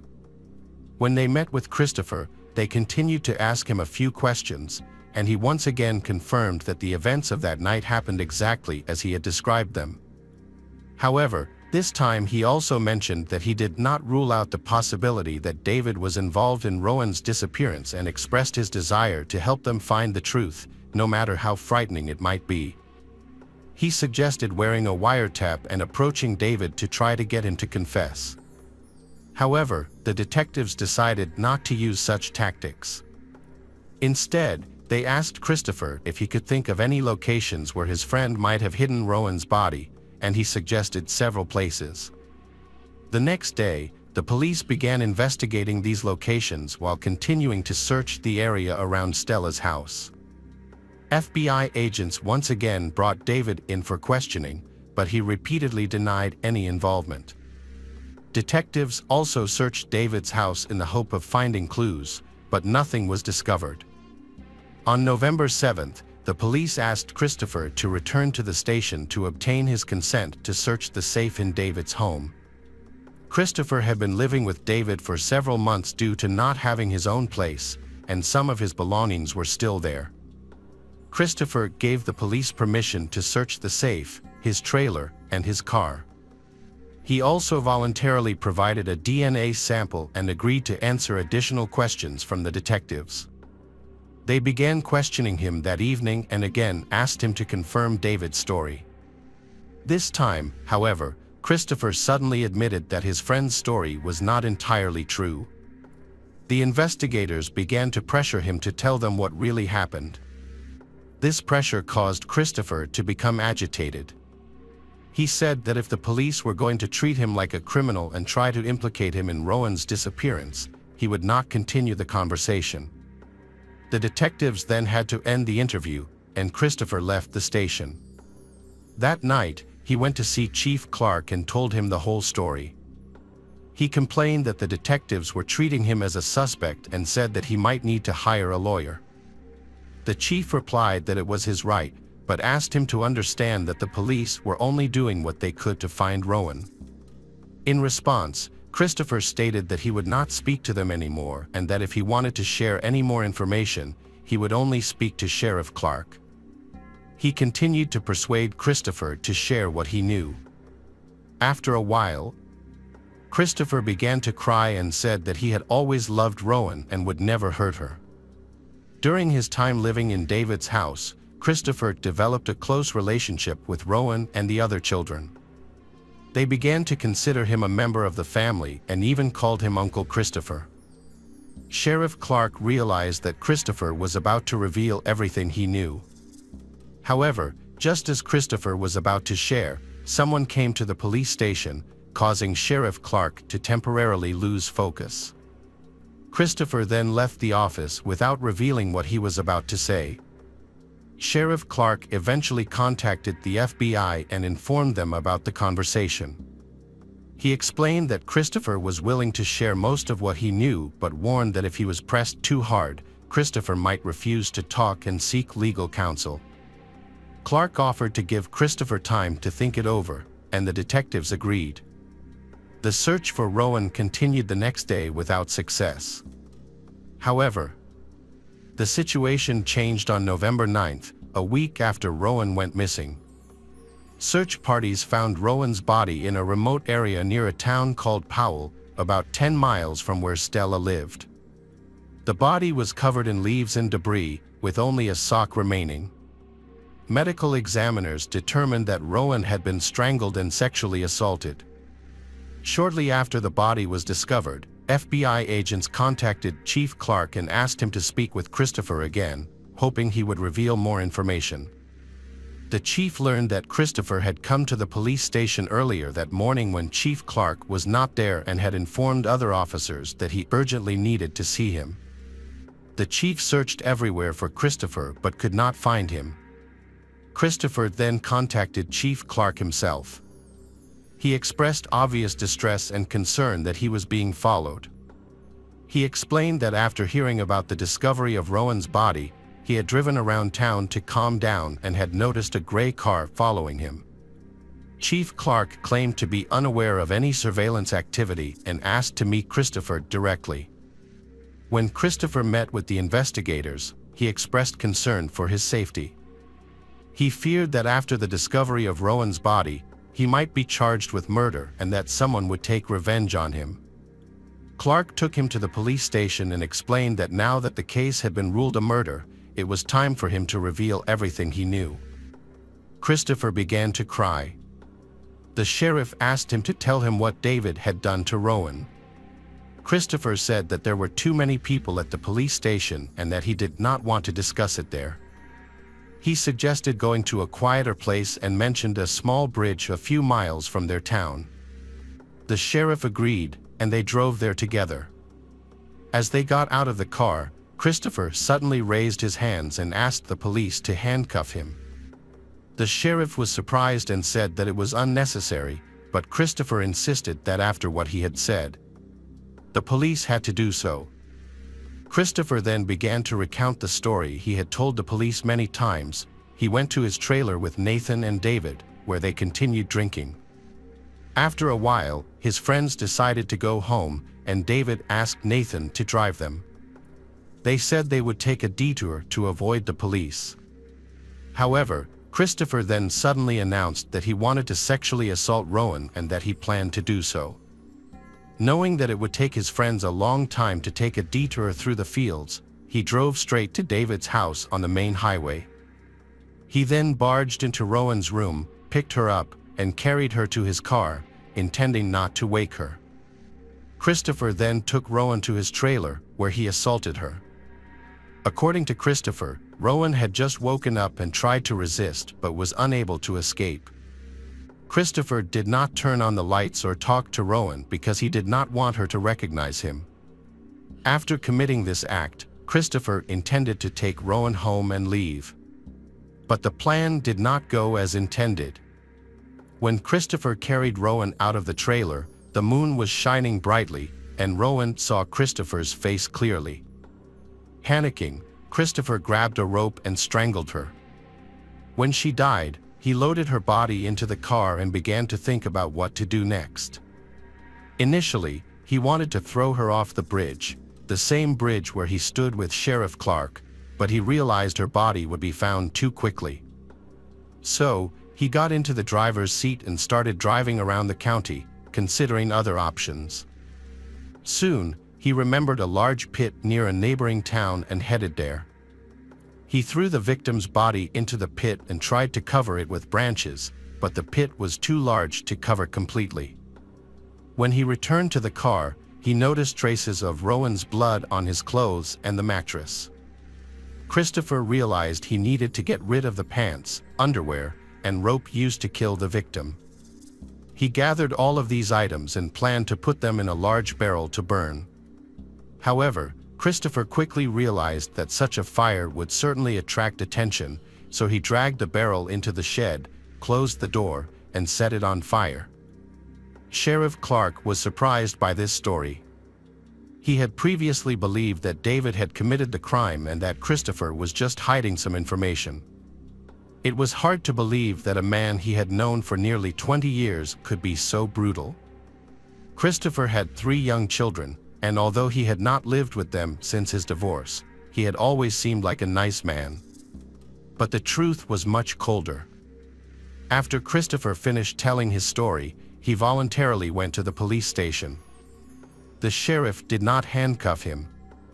It was only after they arrived and the man repeated his confession to the FBI agents that he was arrested for murder. Christopher also signed a voluntary consent form to allow his trailer and car to be searched. He eventually said that he regretted his actions and cried like a baby all the next day. Investigators went to inform David that Christopher had confessed to the murder. Based on David's behavior and inconsistent statements, they suspected that he might have been protecting his friend. However, they discovered something even more shocking.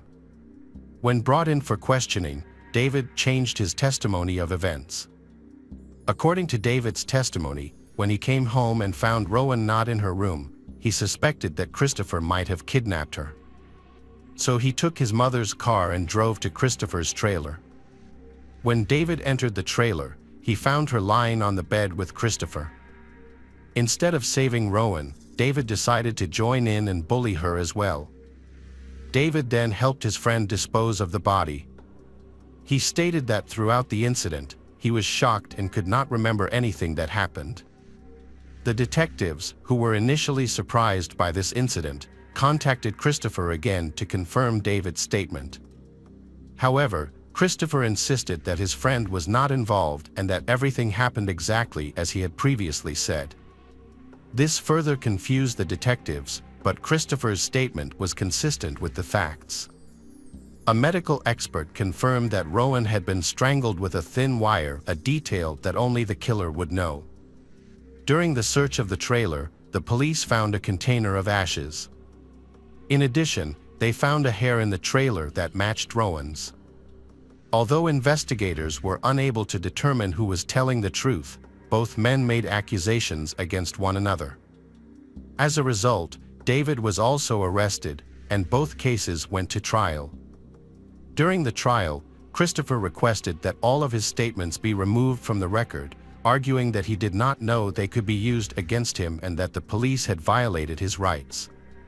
However, the judge rejected this request because all of his conversations with investigators had been completely voluntary. Christopher also tried to explain the difficult circumstances of his childhood. He had experienced many family changes since he was young, which had a significant impact on his development. Christopher also saw a specialist who confirmed that he exhibited signs of developmental problems but could not help him avoid punishment. In 2012, 5 years after the murder, he was sentenced to death. He attempted to appeal the conviction but was unsuccessful. For David, the situation was much more complicated. He admitted to attacking and killing Rowan, but his testimony contradicted Christopher's. If the prosecution decided to charge David with murder, Christopher's conviction would likely be overturned, and David could also evade responsibility because there was no solid evidence against him, such as DNA. The prosecution could not afford to make such a risky claim. In fact, they were still uncertain about David's involvement in the case. They did not rule out the possibility that David had committed the crime alongside Christopher, but there was no evidence to support this theory. In the end, a difficult decision was made. To avoid the risk of overturning Christopher's conviction, they reduced David's charges to significantly lesser ones. David pleaded guilty to 2 counts, child endangerment and obstruction of justice. He was sentenced to 11 years in prison, with a minimum of 5 years to serve. Hey detectives! Welcome back. We've got another mysterious case to explore. The case of Angie Housman. Angie Housman was born on February 18, 1984, in St. Louis, Missouri. Her father left the family before she was born, and she would never have the chance to meet him. However, her mother married a man named Ronald when she was 1 year old, and in the addition of a younger brother to the family. The 2 sisters got along very well, with Angie particularly fond of her younger brother. Angie was known for her friendly and outgoing personality, always striving to build relationships with those around her. Her family resided in a peaceful suburban neighborhood in St. Louis. In 1993, at the age of 9, Angie attended the 4th grade at a local elementary school, about a mile away from her home. Her daily go-to-school involved taking a bus from a nearby stop, which her parents considered relatively safe due to its proximity to their house. Typically, Angie and her neighborhood friends walked together from the school to the bus stop after class. There were many parents watching from their windows to ensure their safety. This has become a habit in their neighborhood, intended to provide peace of mind that children will return home safely. On November 18th, Angie followed her usual routine, attending school and finishing at 3 p.m. She took the school bus home with a few neighborhood kids. At that point, the other kids continued to their homes. Angie walked alone the short remaining distance home, because her house was farther away. However, Angie didn't arrive home, and as the minutes passed, her parents started to worry. They knew Angie often chatted with friends on her way home, but it has never taken this long. Concerned, Angie's mom and stepdad decided to walk along her route from the house to the bus stop to see if they could find her. While walking, they met other kids from Angie's school. They confirmed she had gotten off the bus with them and headed in the direction of her home. The parents also spoke with neighbors who usually kept an eye on the kids, but were preoccupied on that particular day and hadn't seen anything. Angie's parents became more and more worried and insecure.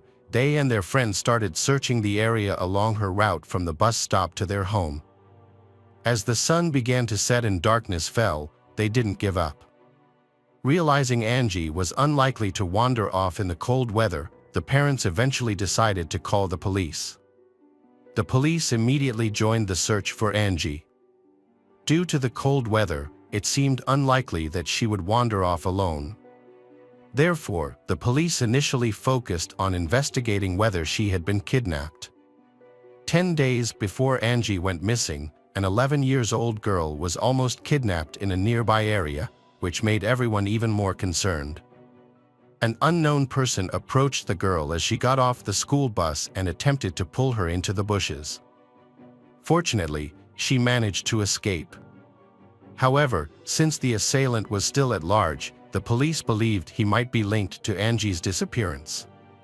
To investigate, officers deployed K-9 units, which detected Angie's scent near the bus stop. The dogs tracked the scent about halfway to her house, but lost it suddenly, suggesting that Angie might have gotten into a vehicle at that location, which further supported the possibility of an abduction. The police expanded their search for Angie by deploying helicopters with thermal sensors and scouring the banks of a nearby stream, but they failed to locate either the girl or her belongings. The first day, the search turned up no results. As the investigation unfolded, the police released information about Angie's disappearance to the media, which quickly spread throughout the city. The police department receiving over 300 calls within 24 hours. To manage the influx of leads, more than 20 additional officers were assigned to the case. However, none of these clues were helpful in finding Angie. The detectives pursued every lead, with a strong focus on Angie's stepfather from the beginning. Despite this, he insisted he was innocent and willingly cooperated with the investigation, even agreeing to take a lie detector test in an effort to clear his name and help the police focus on finding Angie. During the investigation into Angie's biological father, a new piece of information came to light. Although he had never been in direct contact with his daughter, but the biological father had allegedly driven past her house multiple times to watch her play outside, according to Angie's mother. While detectives found this behavior suspicious, the biological father had a solid alibi that checked out. By the third day, the FBI joined the investigation, and the police department allocated even more officers to the case. It was clear to everyone that something serious had happened to Angie, as she could barely survive on the streets in such harsh weather conditions. A break in the case came when a witness in Angie's neighborhood reported seeing a suspicious man driving a blue sedan. The description matched a person who had attempted to abduct a girl just 10 days earlier. Based on this, investigators created a composite sketch, which was featured in the media and appearing on thousands of distributed flyers. Unfortunately, the identity of the suspect remained a mystery. As Angie's disappearance gained national attention through television, the number of leads increased. Police carefully evaluated each one but found no connections to the case. However, as the case drew more public attention, psychics started contacting Angie's family, claiming to have had visions of the missing girl. One psychic even named a specific location, a large national park 25 miles from Angie's home, where they believed she was being held. However, detectives chose not to pursue this information. To encourage tips, a $10,000 reward was offered for any information about Angie's location, resulting in an influx of tips. During the investigation, detectives discovered a disturbing detail. A few days before she disappeared, Angie mentioned to her teacher that she would be going on a nature trip with her uncle. However, this statement raised red flags, as Angie did not actually have an uncle, and her parents were unaware of what she meant by this claim.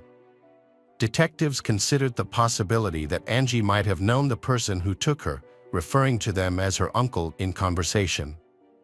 Despite their efforts, investigators failed to uncover any information about this mysterious individual in the days that followed.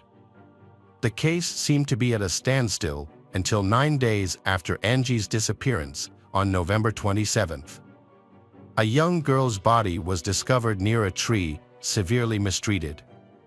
She had no clothing on and was bound with handcuffs.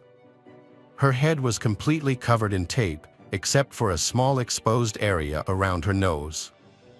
A nearby bag contained personal items, including notebooks with her name, that confirmed the body was that of Angie. Autopsies by medical examiners revealed more disturbing details about Angie's death. A piece of underwear was found stuffed in her mouth after the tape on her head was removed. The investigation determined that she had died just hours before her discovery and had likely been held captive for 9 days before succumbing. Furthermore, experts concluded that Angie suffered numerous physical injuries and endured a sexual assault. A thorough examination of the crime scene by forensic experts led to the discovery of a fingerprint on the tape used to cover Angie's head. The police tried to find matching information in the database and between several suspects, but didn't bring any clues. Following the discovery of the body, the police increased their efforts in the investigation. As news of the tragic incident spread, local residents became fearful, increasing their vigilance. To protect their children, they started escorting them to and from school, meeting them at bus stops, and keeping a close watch over them at all times. On December 1st, a 10-year-old girl named Casey Dissa went missing in a nearby town, just 10 miles from Angie's house. Casey had received permission from her mother to visit friends who lived a short distance away. But she never made it to their home. The police were unsuccessful in locating her, fueling the detectives' fear that they might be dealing with a serial killer.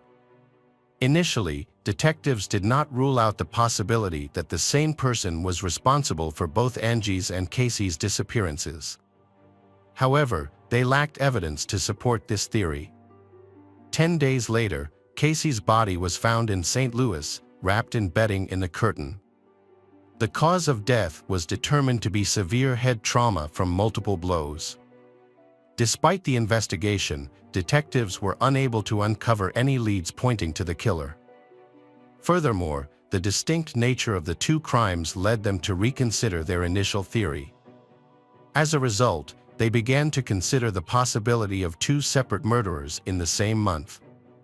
Investigations into Angie's disappearance led detectives to identify a man who had attempted to abduct another girl a few days earlier. The suspect, 37-year-old Gary, frequently traveled to St. Louis for work. Although he became a person of interest in the murders of Angie and Casey, he had a solid alibi for the time they went missing. However, during questioning, Gary admitted to assaulting 4 other girls and was ultimately sentenced to 5 years in prison. The following February, the case took a new turn. Near where Casey's body was found, investigators found tire tracks that were associated with a pickup truck from a well-known rental car company known for its distinctive logo. Detectives showed photos of the tire tracks to locals, asking if they had seen a pickup truck from that company in the area. The detectives received a crucial lead. One woman came forward, saying she had seen such a pickup near her neighbor's house about a week after Casey's disappearance. After investigation, the police discovered that the house belonged to a woman living with her husband and brother. She claimed none of them had rented the pickup and maintained they were not connected to the case. However, detectives remained skeptical and obtained a search warrant for the house. The search revealed blood matching Casey's in the basement, along with the murder weapon. A further investigation uncovered key information in Casey's case. The pickup truck used to transport the body was rented by Thomas, the brother of the woman who owned the house. Initially, Thomas denied any involvement in the crime. However, when presented with the existing evidence, he eventually confessed. According to Thomas's statement, Casey knocked on his door and wanted to invite his nephews to come out with her. Thomas invited Casey into the house and led her to the basement, where he attempted to assault her. When Casey screamed, Thomas hit her with a heavy object, ultimately killing her. He then covered her body with bed sheets. Despite committing the crime, Thomas went to work as usual. Upon returning home, Thomas' sister told him that she had discovered the body in the basement, but she didn't want to know what had happened and asked that it be disposed of quickly. Casey's body remained in the basement for a week because outside, the search was still going on for her. Thomas was too afraid to move Casey's body until the investigation died down. Once the situation became less intense, Thomas rented a pickup truck, transported Casey's body to St. Louis, and abandoned it there. Thomas was eventually convicted of Casey's murder and received a death sentence. However, he died in prison several years later due to illnesses before the sentence could be carried out. During the investigation, Thomas denied any connection to Angie's case, leading detectives to believe that the two cases were not connected. The investigation into Angie's murder stagnated for many months, with the number of leads dwindling over time. Years later, detectives encountered a new obstacle: the expiration of the reward for providing information, which detectives feared would decrease public involvement. However, a local businessman donated $250,000 to incentivize people to come forward with information. This bonus was one of the biggest at the time, generated a large number of tips, but disappointingly, the case remains unsolved. In 2001, a prison inmate named Corey Fox contacted detectives and confessed to over 10 murders, including the murder of Angie Housman. Detectives met with Corey, then he recounted how he and an accomplice abducted Angie from the street and held her captive in his house for several days. Initially, the plan was to demand a ransom in exchange for Angie's safe return. However, Corey and his accomplice became concerned that they might be identified and decided to murder her. Corey provided detectives with many accurate details about the crime, including the fact that Angie was tied to a tree and that his accomplice used her underwear as a gag. However, some discrepancies arose during the questioning, particularly with regards to how Angie was restrained. Corey claimed that they used plastic handcuffs, but evidence showed that the perpetrator actually used iron handcuffs. Furthermore, investigators discovered that Corey could not have committed some of the murders he confessed to. As a result, police concluded that he likely fabricated parts of his confession, possibly drawing information from media of Angie's case. In the summer of 2002, when a 6-year-old girl was abducted from her home and murdered in a different St. Louis neighborhood. Authorities initially considered whether the two crimes were connected, but this theory proved unfounded. The killer, a neighbor, was quickly caught and confessed during questioning. The investigation into Angie's case lay dormant for several years, until 2007, when detectives reopened the file. Upon reviewing the case documents, they stumbled upon a noteworthy detail. Shortly after Angie's body was discovered, police had found a man named Roger Martin sitting in a parked car nearby.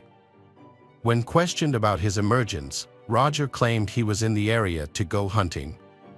However, a search of his vehicle revealed no hunting equipment, raising suspicions about his true intentions.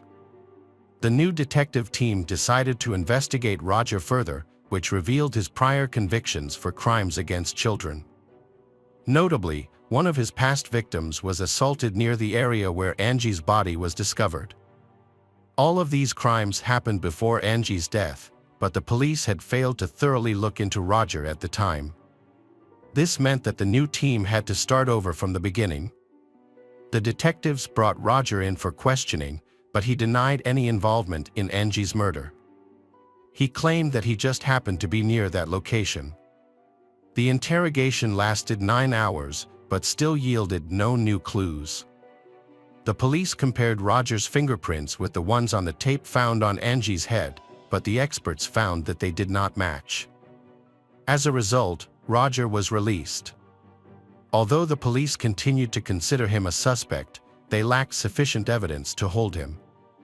The case of Angie saw a breakthrough in 2018, when the St. Louis Police Department created a task force specifically to investigate this case. With the advancement of technology, the detectives re-examined the existing evidence, searching for new leads. Their investigation centered on three crucial pieces of evidence: the handcuffs, the tape from Angie's head, and her underwear used as a gag. Despite repeated efforts since 1993, experts had struggled to detect the perpetrator's DNA on these items. The task force decided to re-examine the evidence with modern technology. The detectives first focused on the handcuffs but encountered a difficulty due to the presence of Angie's blood covering almost the entire surface. Next, they turned their attention to the tape from Angie's head, but faced another obstacle.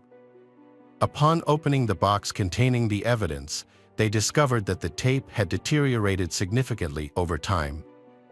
Finally, they examined the underwear that had been used to gag Angie.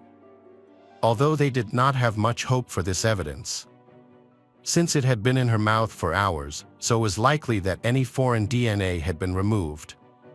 However, they still investigated it as a last resort. Using advanced technology, they carefully examined every inch of the underwear, leading to a breakthrough. A small sample of DNA was found, sufficient for analysis. The experts confirmed the DNA belonged to a male and immediately uploaded it to the FBI database. Although it is common for DNA searches to yield no matches, requiring additional investigation, the detectives were fortunate in this case. As soon as the DNA sample was uploaded, they received a full match. The DNA belonged to 58-year-old Earl Cox, who had been incarcerated since 2003. In the investigation into Angie's case, Earl Cox initially had not been on the police's radar, but his criminal record was substantial. His history of crime dated back to 1982, when he was serving in the military in Germany and working as a part-time babysitter for girls reported being sexually assaulted by Earl, resulting in an 8-year prison sentence in the United States. He was subsequently discharged from the Army after serving only 3 years. Earl was released from prison early and moved to St. Louis. However, 4 years later, he found himself in trouble with the law again. In this instance, he was arrested after 2 7-year-old girls accused him of sexually assaulting them. Although the charges were eventually dropped due to a lack of evidence, the arrest itself was a parole violation. As a result, Earl received an additional year in prison. After serving this extra year, Earl was released in 1992 and settled in St. Louis, where his relatives lived. The following year, a tragic incident happened. Earl abducted and killed Angie. In 2002, Earl was arrested again for operating a secret online platform where individuals shared child abuse content. The FBI had been monitoring his activities and set a trap by having an undercover agent pose as a 14-year-old girl and make contact with him. Earl made explicit intentions to exploit the girl and sent money for her to meet him. However, when Earl showed up at the meeting place, he was met by armed FBI agents instead of the girl. This led to his arrest. A search of his computer revealed a massive collection of over 45,000 images of child abuse. Further investigation also revealed that Earl was the mastermind behind the platform, leading to the arrest of 60 more individuals associated with the site. This operation was one of the largest against pedophiles in the country. In 2003, Earl was sentenced to 10 years in prison. However, when his sentence ended, a judge used a legal loophole to keep Earl in detention, citing him as a serious threat to children. As a result, Earl remained in prison. In 2019, a DNA match linked Earl to Angie Housman's case. Detectives visited him in prison, but Earl denied involvement and requested a lawyer. Despite the strong DNA evidence, investigators took an alternative approach. They offered Earl's lawyer a deal. In exchange for Earl's confession, the prosecution would drop the death penalty and pursue a life sentence instead. Earl agreed, likely aware that he would lose the case in court. When detectives returned to the prison, Earl shared his account of incident. Although some details raised suspicions, his admission to the murder was the key point for investigators. Earl claimed that on November 18, 1993, he was driving through his family's neighborhood when his car broke down. And while he was trying to find out what was wrong with the car, a school bus pulled up and children disembarked. While the others went home, Angie remained outside, drawing Earl's attention. Earl claimed that when Angie approached him, they had a brief chat, and he noticed she seemed extremely cold. He offered her a ride in his car, which she allegedly accepted. Earl then took Angie to Burger King to get food, and afterwards, took her to his home. Here, he sexually assaulted her for several days. Eventually, Earl decided to dispose of Angie, drove her to a remote location, where her body was later found, and tied her to a tree. However, she was still alive at that time. Detectives had doubts about certain parts of Earl's story. They didn't think Angie would agree to go anywhere with a stranger, especially since she only had a short distance to walk home. Investigators have questioned Earl's story about the car breakdown, as he claimed the car stalled but started again as soon as Angie approached. It seems more likely that Earl saw Angie and decided to abduct her. A more probable scenario is that he lured her into the car by lying or threatening her. This is more credible than his confession. Detectives were to obtain the confession they needed for the murder. Earl Cox was sentenced to life in prison without parole by a judge in August 2020. Although justice had been served, it came too late for Angie's mother, who had passed away from cancer in 2016. Her husband, Ronald, felt that Cox's actions had indirectly contributed to her death.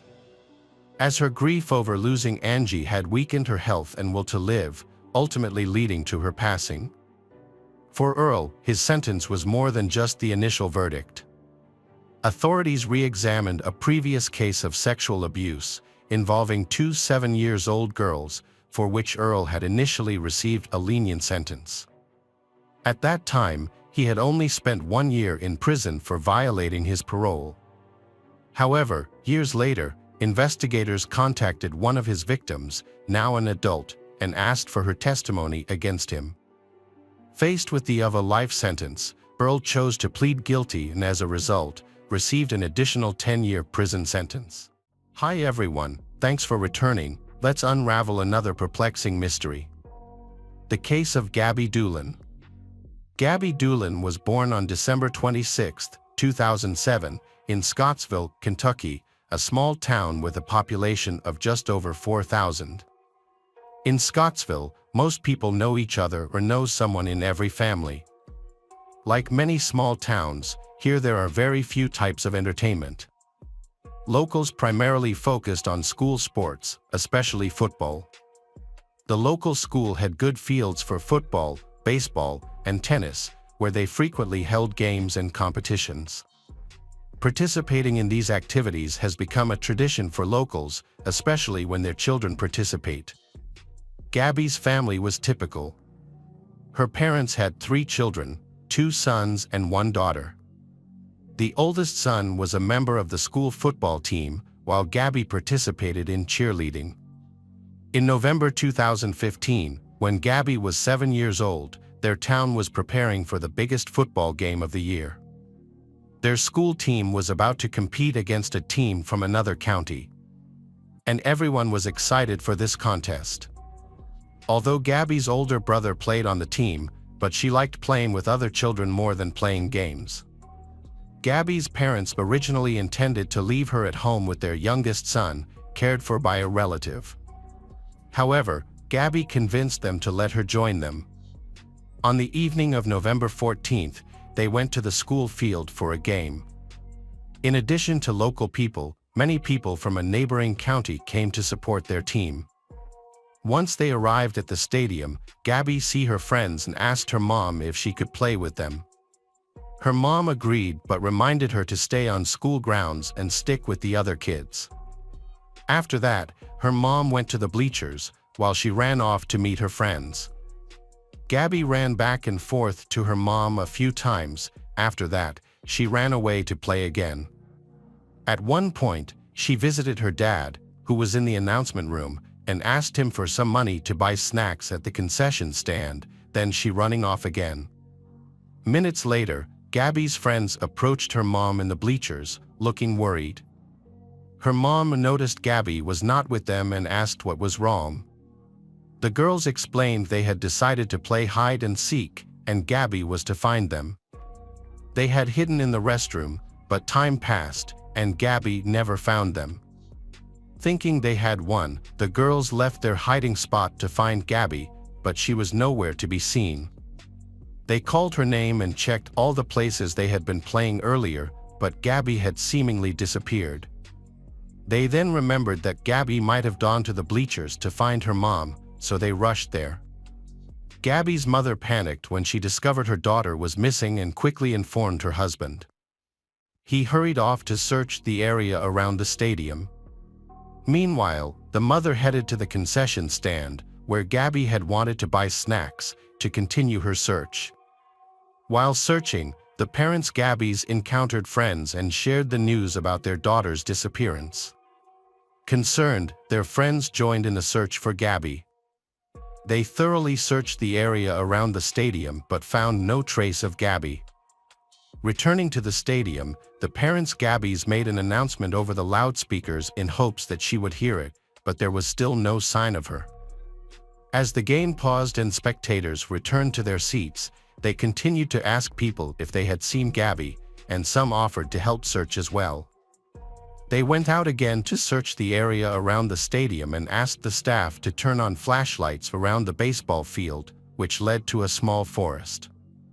They walked through the forest but still couldn't find Gabby.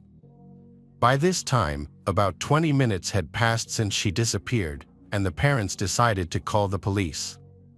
Officers quickly arrived at the scene, listened to the accounts from the parents and Gabby's friends, and they began their search. The local police department had little experience with serious cases like this, as child disappearances were rare in their small town. The officers immediately considered the worst-case scenario, that Gabby may have been abducted or harmed. The officers encountered a pressing issue. The suspected kidnapper was likely at the stadium, where a game was about to conclude. Realizing they had limited time before fans started leaving, which may include suspects, they decided to stop the game and lock down the stadium, keeping everyone inside.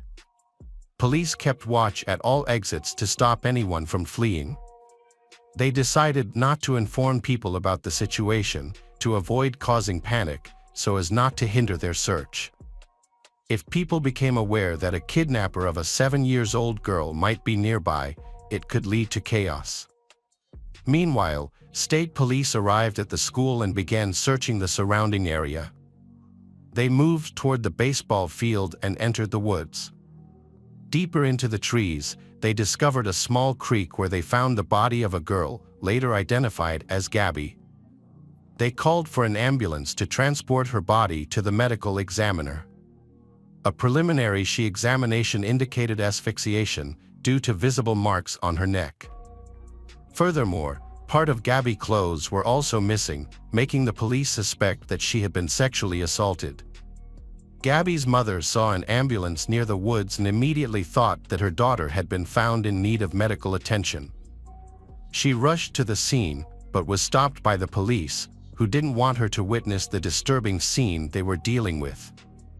The police investigation had quickly turned into a murder case, so they decided to relocate everyone from the stadium to the school gym.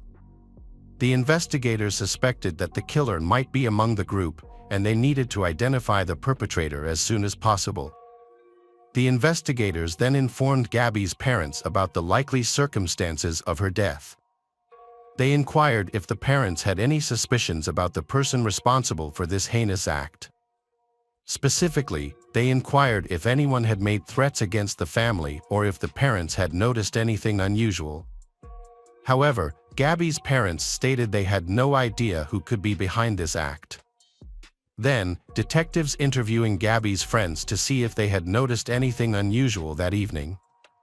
They asked if anyone had been following or watching them, but the girls didn't remember anything suspicious. Detectives also brought Gabby's friends to the gym and asked them to carefully observe the people present, hoping to trigger their memory. Unfortunately, this effort did not yield any significant leads. The lead detective persisted in his belief that Gabby's friends may have unknowingly seen the kidnapper. He suspected that they might have been hesitant to point him out due to fear. To aid their recall, he encouraged them to remember every detail from that evening. Eventually, one of Gabby's friends mentioned that when she hid from Gabby in the restroom, she saw a man near the door. Although the girl's memory of the man's appearance was limited, she recalled that he was wearing a denim jacket. The police spoke to the ticket vendor, who confirmed seeing a man with a denim jacket draped. The vendor found this person's behavior unusual and suspected he was intoxicated. Although this new information helped, the police still couldn't identify the man. The police started questioning the people who had been at the game. As they did, it became clear why they were all being held there. They grew concerned, particularly for the safety of their children. Despite their fear, they cooperated with the police and answered their questions. To further investigate, the police cross-referenced the names of men present in the gym against a sex offenders registry, but found no matches. They also checked on sex offenders who had lived near the school, verifying their whereabouts at the time of the incident, but all of them had alibis. None of them had been near the school at the time of the incident. Several witnesses reported that they saw a man named Timothy Madden, he acting strangely near the women's restroom during the game. As a local resident, many people were familiar with him, but they stated that his behavior that evening seemed suspicious. According to these witnesses, Madden was wearing a denim jacket, which matches the description provided by one of Gabby's friends who also saw a man near the restroom. A witness who was a distant relative of Timothy reported that during the game, Timothy seemed distracted. Despite his younger son playing on the field, Timothy, who normally showed great interest in his son's sports activities, wasn't paying attention. Several other witnesses also expressed concerns about Timothy's unusual behavior, leading investigators to interrogate him. As night fell, many people had been released from the school. Before speaking with Timothy, investigators sought the local sheriff's opinion. The sheriff, who had known Timothy, doubted he was capable of committing such a crime. Timothy lived with his wife and 5 children. When police went to speak with him, they knocked on his door, and he answered. The officers asked if he knew the reason for their visit, and Timothy stated he was aware of Gabby's murder, but had no involvement in it. The detectives then used a tactic to gather more information. They asked Timothy if he could explain why several eyewitnesses claimed to have recorded him talking to Gabby shortly before her murder, through videos they supposedly provided. However, the detectives had fabricated this information. Their intention was to provoke Timothy into revealing his guilt or new information if he was involved in the crime. Timothy initially claimed he had no knowledge of the events, but he quickly changed his story. He admitted to speaking to Gabby near the stadium that evening. According to Timothy, he had stepped outside to smoke when several girls ran by him. Shortly after, Gabby approached and asked if he had seen her friends, explaining they were playing hide-and-seek and she couldn't find them. Timothy directed her towards their location, and she ran off. The detectives found Timothy's rapid change in story suspicious. Furthermore, his account indicated that he had spoken to Gabby just minutes before her disappearance. Notably, at the time when they met near the stadium, there were no witnesses present, which could have provided Timothy with an opportunity to commit the crime. The detectives then inquired if Timothy could provide a reasonable explanation if his DNA was found on Gabby's body. He replied calmly that he had none. They also requested a DNA sample from Timothy and the clothing he wore at the stadium. Timothy agreed to both requests. However, when handing over his clothing to the police, they discovered suspicious stains on the pants, denim jacket, and underwear that resembled blood. When questioned about the stains, Timothy insisted they were just dirt and denied any wrongdoing. However, the police were skeptical and decided to wait for the DNA analysis results to proceed with an arrest. After several days, the forensic pathologist completed the examination of the victim's body, confirming that Gabby's cause of death was manual strangulation. The pathologist also determined that she had been brutally assaulted. A biological sample of the perpetrator was extracted and sent to the laboratory for further analysis. The day after the murder, something unexpected happened. An anonymous letter arrived at the police station, claiming a suspicious person had been seen at the game. The letter provided a detailed description of the person's car, including the make and license plate number. This allowed investigators to quickly track down the vehicle's owner, who was a student living about 30 minutes from Scottsville. When questioned by the police, the student denied attending the game and knowing about the murder. He claimed to have been at work that evening, and the police were able to verify his alibi. As a result, he was removed from the list of suspects. Despite this, the person who wrote the anonymous letter was never identified.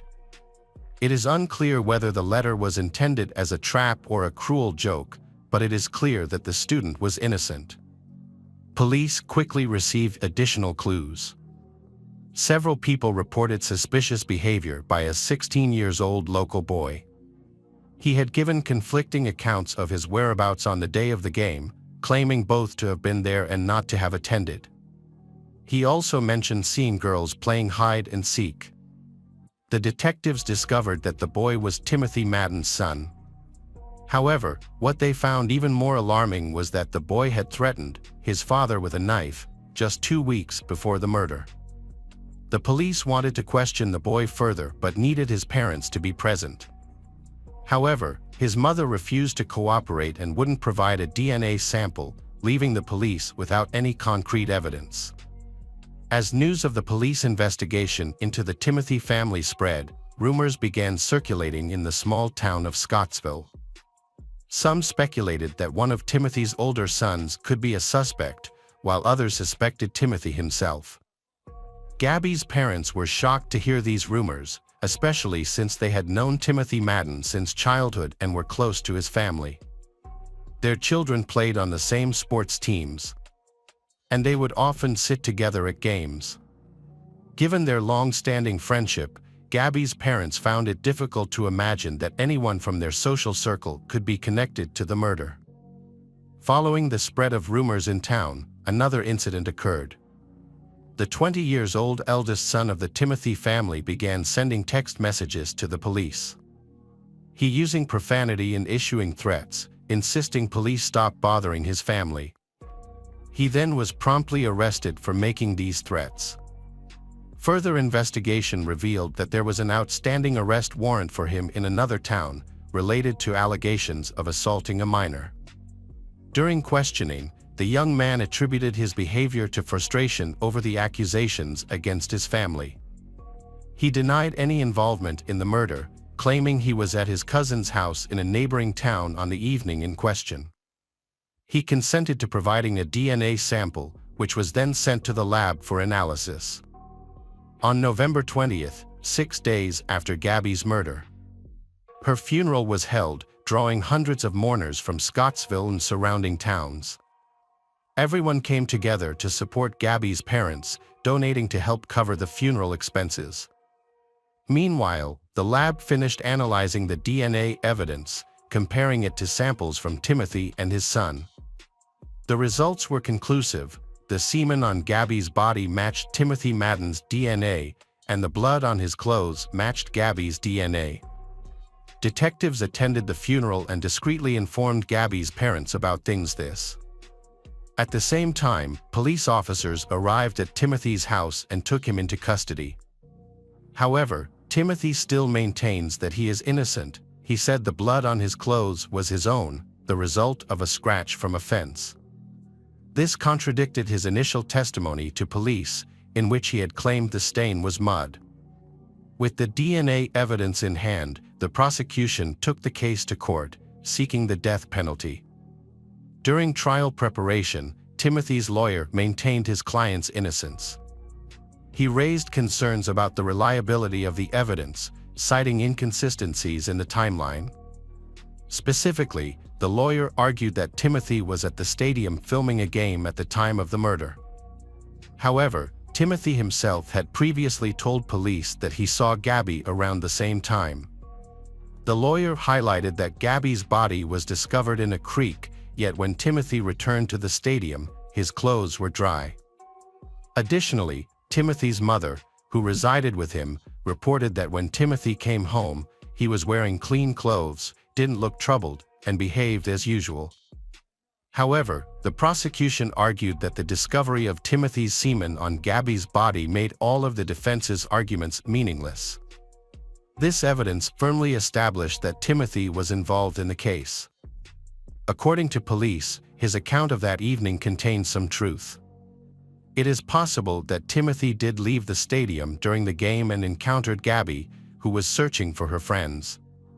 Given that Timothy was the father of one of Gabby's friends, she would have been familiar with him. Gabby may have approached Timothy to ask about the whereabouts of the other girls. At this point, Timothy might have concocted a plan, telling Gabby that the girls had gone into the woods behind the baseball field and offered to take her there. Once they were far enough from the school, he could have assaulted and killed her, then go back to the match. The wait for Timothy's trial had been ongoing for 4 years, causing distress for Gabby's family. They were anxious for justice to be served and for the person responsible for the murder to be held accountable. However, the case was slowed down due to many administrative procedures, leaving the family frustrated and having to wait for many years. In 2019, the prosecution and defense started negotiating a plea deal. The prosecution proposed waiving the death penalty if Timothy pleaded guilty and accepted a life sentence. Gabby's parents supported this proposal, as the prolonged wait for the trial was taking a toll on them.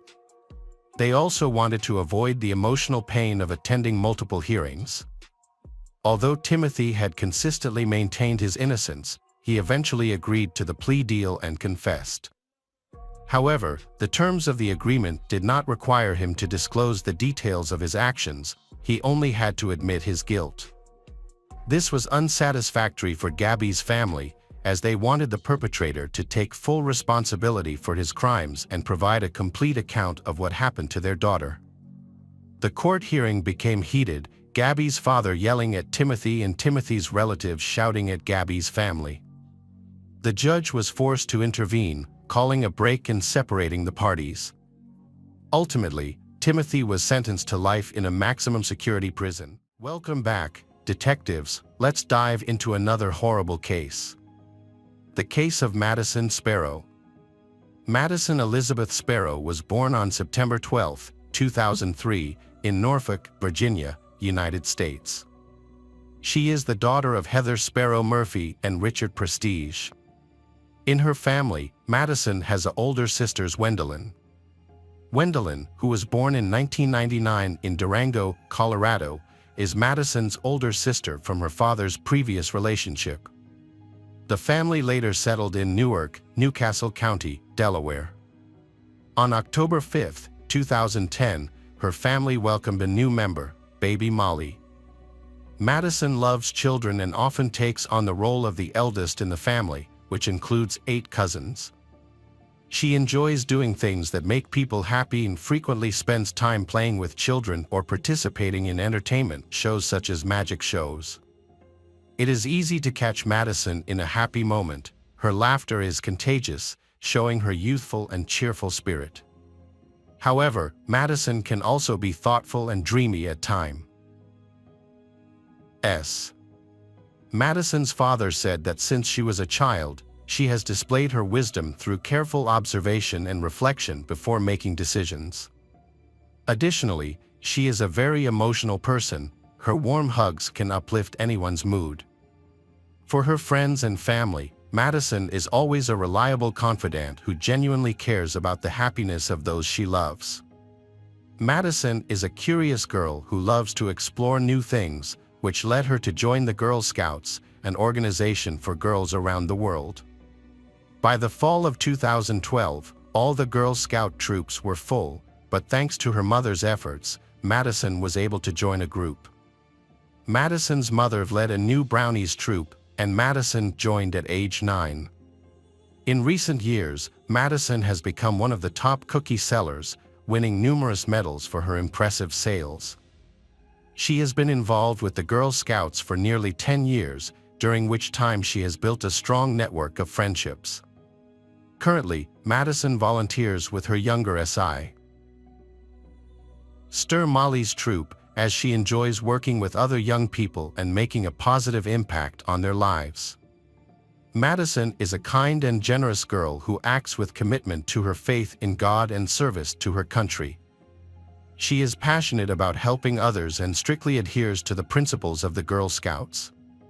However, like any other young girl, Madison also enjoys spending time having fun and living life to the fullest. Even in her teenage years, she is always the life of the parties. She often plans parties with her friends, ranging from movie nights to full-blown beauty parties with manicures and pedicures. Madison frequently stays up all night, so it is not unusual for her to struggle to wake up by noon the next day. Before finishing elementary school, Madison met Annika Stalczynski, a girl her age who was born in Newark on July 9, 2003. They quickly became close friends and studied for exams together. Information about Annika's life is limited, but it is known that her parents are Robert Stalczynski and Robin Kars. In 2004, her family lived on Arona Mink Drive in Newark. After finishing elementary school, Annika and Madison went to middle school, where they made a new friend named Noah Sharp. Noah, a native of Newark, was born on August 23, 2001. Little is known about Noah's family and background, except that his mother, Nikki Sharp, has 2 other children, David and Brianna. The trio often went out for ice cream or spent time in the large green spaces around the city. When Noah and Madison met by chance, they felt an attraction to each other, and after just a few months, a teenage romance developed. At first, they were madly in love, but in early 2020, after more than a year together, Madison decided to break up with Noah without providing any reasons. They parted ways amicably and agreed to remain friends, but Noah was heartbroken because he still loved her deeply. During this time, Annika became Noah's trusted friend. They began to see each other more often and text almost every day. Although Noah's heart was still broken, he began dating another girl after a while. Despite his relationship with Annika, Noah kept in touch with Madison. He visited Madison on her 17th birthday, September 12, 2020, and brought her a gift. It seemed that Noah was still upset about the breakup. When Annika learned about her boyfriend's meeting with his ex-girlfriend, she felt jealous. She could not accept that he was still friends with his ex. Noah's sadness also turned to anger. He wanted to hurt Madison because he felt hurt. The following week, blinded by hatred and jealousy, Annika and Noah began planning to end Madison's life. They exchanged text messages, used FaceTime, and met in person to discuss weapons and how to dispose of the body after the crime. The messages they sent each other while planning the attack were horrifying and revealed their intention to cause Madison great pain. Annika made several suggestions, including using a knife to inflict severe damage to her heart. They also discussed the possibility of using a handgun or another blunt object. According to official documents, they quickly dismissed the idea of a handgun because it would make too much noise. Although Noah was not entirely confident, they decided to use a blunt object. During their discussions, they calculated the number of bricks they would need to hold Madison's body underwater if they decided to dump her there. When in doubt, one idea was to bury her since Noah could dig a hole and knew where to find a shovel. Eventually, they came up with what they believed was the perfect plan. Madison was an ice cream lover and also cherished Halloween. She eagerly awaited October each year to celebrate her favorite holiday. Throughout the month, Annika had been studying Madison's interests and taking advantage of them. On Friday, October 2nd, 2020, she called Madison to ask her out for ice cream and to spend a day together. Madison agreed because she hadn't seen her friend in a long time and also wanted to buy a gift for Molly, whose birthday was just 3 days away. That day, Madison wore black tights, denim shorts, gray boots, a blue sweatshirt that said New Jersey, and white ghost earrings. She rarely wore jewelry, especially earrings, but since she didn't have much time to prepare for Halloween, Madison decided to buy these earrings to match the holiday. At 2:44 p.m., she said goodbye to her mother, Heather, promised to see her later, and then left. Although nothing unusual happened at that time, the events that followed were extremely unsettling. That was the last time her mother saw her alive. Just hours later, Heather began receiving abusive text messages from Madison's phone number, along with information suggesting that Madison was supposed to be leaving the country. Heather thought it was a joke. She replied and wished Madison good luck in her endeavor, joking that she had forgotten to bring her passport, which was in the safe. However, Heather received no response. Even when she called her daughter, no one answered. Heather, who was hanging out with Molly and taking her to scout meetings and swimming lessons, was confused. The lack of response began to worry her. Heather decided to call Annika, knowing that they would meet later in the day. When Annika answered, she burst into tears and explained that Madison had insulted her and that she had dropped her off near a store. Annika then suggested contacting Noah, but he did not respond. Frustrated, Heather asked Annika to contact Noah again. The three of them chatted but did not get any information. Frustrated, Heather decided to go home. On the way home, Heather received several messages from her daughter's friends, who had also received strange messages and wanted to know what was going on. When she got home and did not search for any clues, Heather found no signs that her daughter had run away. Even the money she had received for her birthday, her clothes, and her Redick cards were in her room. These messages were strange and nonsensical. Madison had no reason to run away, especially without a bag containing her clothes and money. When Madison did not return home at around 8:30 p.m., Heather contacted 911 and reported her daughter missing. Despite repeated attempts to reach out to people, all her efforts were in vain. After being informed of the situation, Heather's parents traveled from another city to support their daughter. Furthermore, she notified Madison's father, with whom she had divorced, who now lived in Colorado. He quickly shared the information on social media, calling for help in finding his daughter. On Saturday, October 3, 2020, the search for Madison, 17, who was reported missing, continued.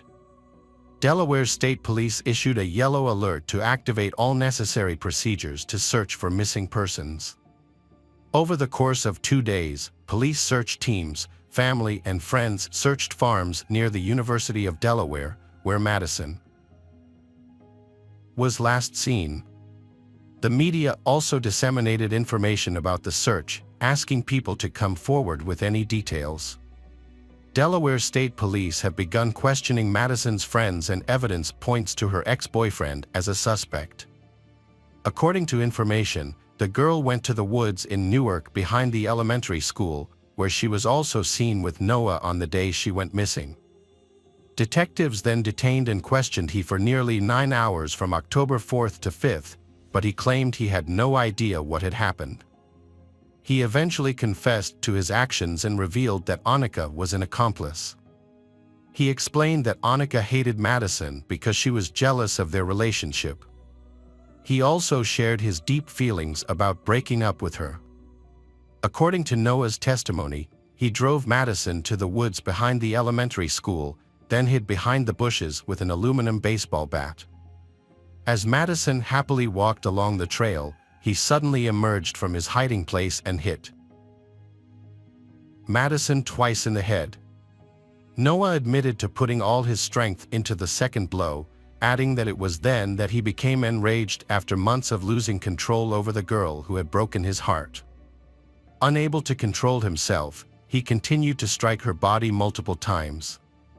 After the attack, the two used Annika's car to transport her body to a location near the intersection of I-95 and the Delaware state line, about 15 minutes away from the scene and near a warehouse. Once there, they attempted to drown the body in the river. Unsuccessful, they opted to bury it in a shallow grave they dug in the same location. Armed with detailed information from the suspect, investigators carefully searched the designated area. There, they discovered an aluminum baseball bat used as a weapon, with traces of blood. The crime scene also revealed the victim's clothing, with some items showing evidence of having been burned. The suspect then led law enforcement to a large plot of land near the intersection of I-95 and the Delaware state line, where he and his accomplice had secretly buried the body. On Monday, October 5, 2020, Corporal Heather Piper announced the discovery of Madison's body. The news sent shockwaves through the victim's family, friends, and community. Several days later, on Saturday, October 9th, hundreds gathered at the high school football field to remember and honor Madison. An autopsy revealed that Madison died from blunt force trauma to the head. Experts also found the DNA of Noah and Annika on physical evidence collected at the scene and where the bodies were found. Noah faces charges of first-degree murder, possession of a deadly weapon during the commission of a felony, and first-degree conspiracy. He has been placed in a correctional facility on a $1 million bail. More than a month after the tragic event and after processing the necessary evidence, Annika, 17, was also arrested. She was indicted by a Newcastle County grand jury on charges of first-degree murder, possession of a deadly weapon during the commission of a felony, and first-degree conspiracy. Meanwhile, Madison's family has been struggling. Heather has repeatedly stated that the exact cause of her daughter's death may never be known. Although Noah admitted his guilt to the police, he did not plead guilty in his formal court filing. This has led to speculation that his defense attorney may argue that he was mentally unstable. In some cases, attorneys often attempt to defend their clients by referring to their mental health status. Similarly, during a preliminary hearing, Noah's attorney stated that Noah was being treated for schizophrenia and was under the care of a psychiatrist at the time of the murder. Noah's attorney confirmed that he had been injured in Chester County, Pennsylvania, about 3 weeks before the murder. The attorney explained that Noah had suffered memory loss and other problems as a result of the head injury. However, the attorney did not provide specific information about the cause and severity of the injury. In May 2021, Annika pleaded guilty to first-degree murder and first-degree conspiracy. Her attorneys negotiated with prosecutors, and Annika agreed to testify against Noah regarding his intention to kill Madison. Several people close to the victim had reported to the police about alter ego, Noah's alleged alter ego. However, prosecutors argued that Noah himself had disseminated this information, intending to use it at trial later as part of his plan to kill Madison. After 2 years of waiting, the defendant's trial began on October 20, 2022, in Newcastle County. During the proceedings, approximately 30 witnesses were called, primarily by Deputy Attorney General Matt Foley and an assistant prosecutor. The courtroom played hours of video recordings of Noah's interviews with state police detectives. Viewers heard Noah's changing story until he finally confessed. The defense tried to challenge this evidence, arguing that the police had interrogated their client for too long. Attorney Monica Jerome noted that the detectives interfered with the interrogation, directing Noah to say what they wanted and forcing him to say it. However, most people viewed this as a last-ditch effort to justify the murderer in any way possible. The prosecution presented text messages exchanged between Noah and Annika, which they claimed showed that the two had planned the crime. Faced with this evidence, the defense attempted to convince the court that someone else had control of the suspect's device and that he was not the one who contacted Annika. However, the testimonies of Noah's mother and brother contradicted each other several times when they were called to testify. Nikia stated that her son came home on the evening of October 2nd without being wet. Meanwhile, David said that his brother was wet and looked like he had just come out of a swamp. Nikia reported that when her son arrived home, Annika came in and seemed normal. David, on the other hand, claimed that Annika came in angry and slammed the door. Prosecutor Matt Froley asked Nikia if she had discussed the evidence against Noah with him, to which she replied no. However, prosecutors obtained a recording of a phone call that took place a month before the trial, in which the defendant and his mother discussed surveillance camera footage at the elementary school. During that conversation, Noah informed his mother that his face was not visible in the video showing him and Annika near the school an hour before Madison was murdered. His mother reacted with relief at this news. However, the video showed an African-American man of similar height and build to Noah, holding a baseball bat while walking into the woods with a girl.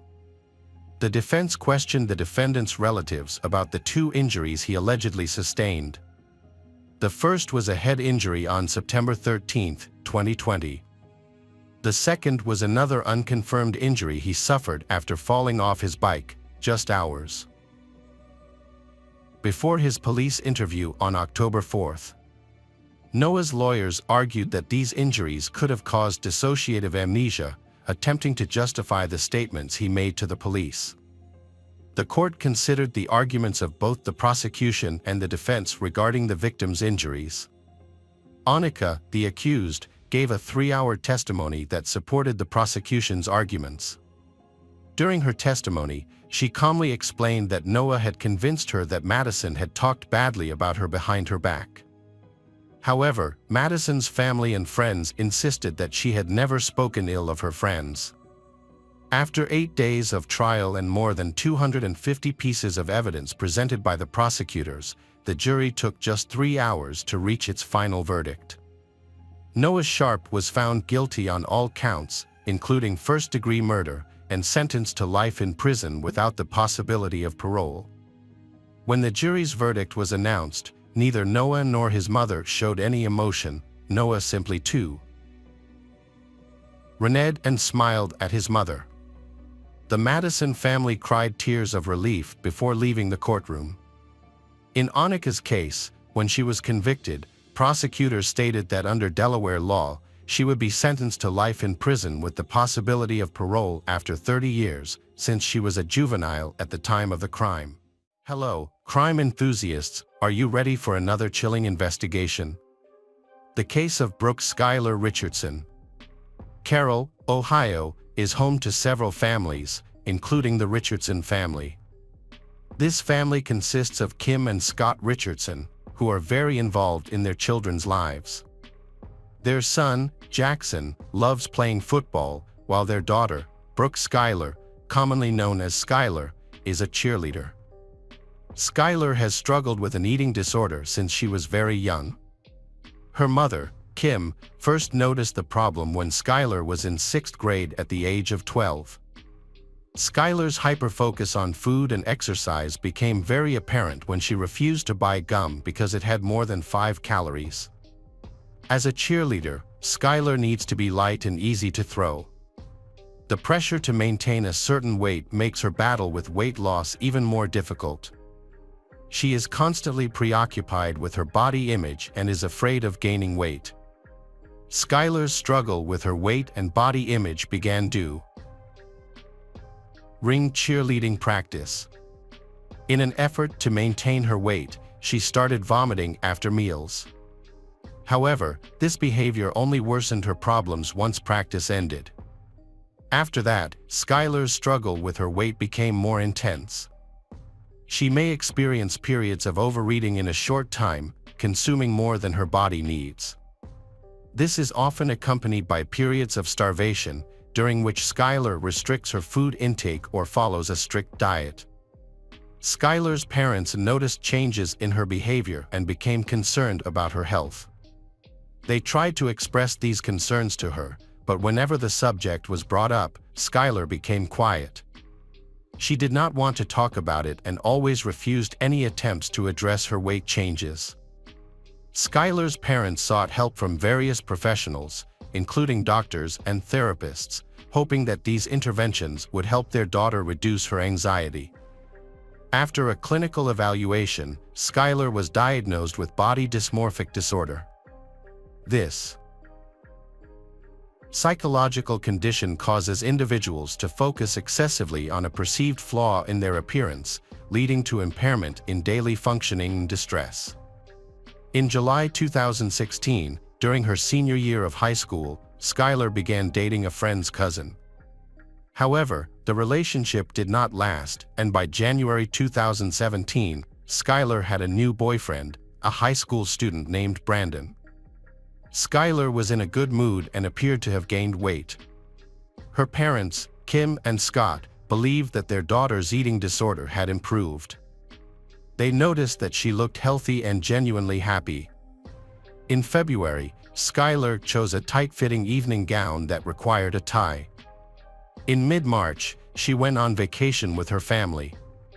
During the trip, she wore a two-piece swimsuit, and her mother commented that she looked great. Kim believed that her daughter and Brandon were having sex, so she wanted Skyler to start taking birth control pills. She thought this would protect her daughter's health and prevent the risk of an unwanted pregnancy. In mid-April 2017, Skyler went to her mother's gynecologist to get a prescription for birth control pills while her mother, Kim, waited outside the clinic. After seeing the doctor, Skyler left the clinic with tears in her eyes. Kim immediately asked her daughter why she was so sad, and Skyler replied that it was a painful experience for her. Kim believed her daughter was telling the truth, unaware of the real reason behind the tears. During Skyler's visit to her OB/GYN, the doctor informed her that she was about 8 months pregnant. Skyler asked the doctor not to reveal this information to anyone, as she was not ready to share the news with her family. On May 5, 9 days later, Skyler and her boyfriend Brandon went to prom. Even though Skyler was in the final stages of her pregnancy, she still managed to fit into her prom dress. 2 weeks after Skyler attended the prom, on July 14, 2017, police officers arrived at her home to meet with her parents, Kim and Scott. The officers stated that they needed to talk to Skyler about an incident she may have witnessed and assured her that nothing was wrong. Scott decided to drive Skyler to the police station, where they wanted to question her about an emergency call the police had received from a fertility clinic. Specifically, the doctor had reported that a patient had just given birth and may have buried the baby in the yard. After receiving this notice, the police immediately arrested Skyler and took her to a room for questioning.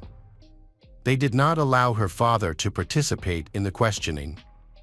Before the questioning began, the police explained her rights to her.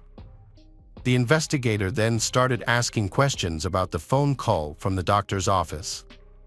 The caller informed the police that on April 26, a doctor had examined Skyler and concluded that she was pregnant.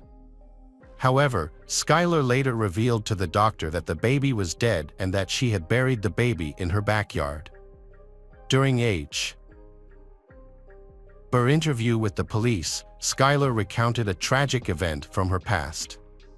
On May 7, 2017, she said that she had given birth to a baby girl in the bathroom, but the baby was not breathing and had no heartbeat. Therefore, she decided to bury the baby alone and did not tell anyone about the incident. To do this, Skyler quietly went downstairs, took a garden shovel, and dug a shallow grave in her backyard, where she buried the baby. She then left a vase with flowers at the burial site to mark and remember her deceased child.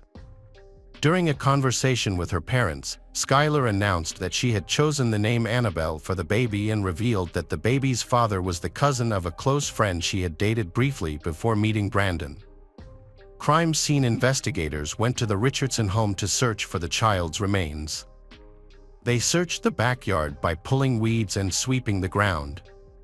The police carried out this process meticulously and carefully, removing any debris that might hinder their investigation. After overcoming the difficulties caused by the overgrown vegetation, they were able to collect a significant amount of evidence. After removing the weeds and cleaning the area, the police found several human bones, including skull fragments.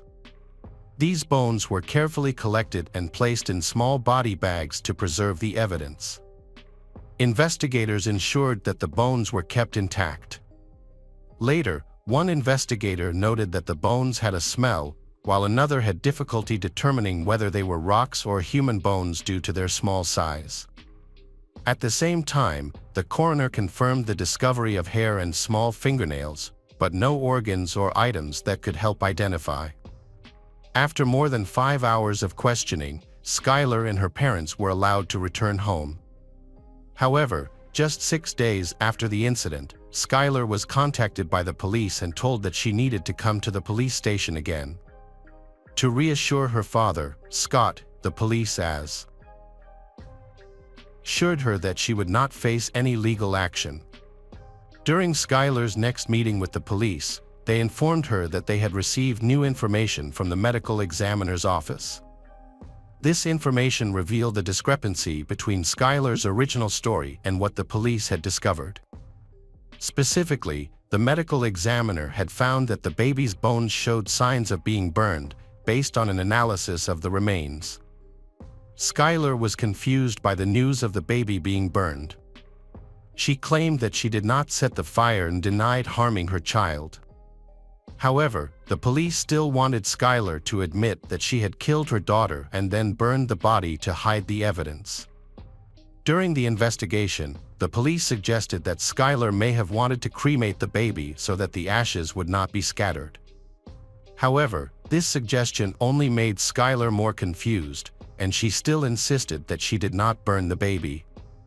Skyler suddenly changed her story to the police, saying that she had a lighter and may have used it to try to burn the baby's remains. She also suggested that the baby may have been born alive and had been crying, even making gurgling or small noises at one point. Additionally, Skyler admitted that she had held the newborn too tightly, which may have led to the baby's death. During an hour-long interrogation, the police gathered enough evidence to arrest Skyler on a charge of reckless homicide.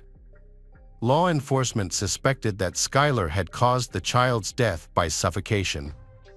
After presenting her case to a grand jury, she was charged with aggravated murder, a crime that carries a life sentence in Ohio. Skyler pleaded not guilty to other charges, including involuntary manslaughter, abuse of a corpse, and child abuse. She spent several days in jail until her family was able to post $50,000 bail to secure her temporary release.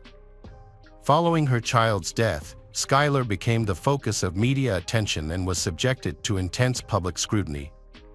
This severely affected her family's daily life.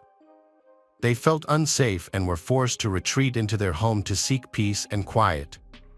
The threats had disastrous consequences, making it even harder for them to step outside.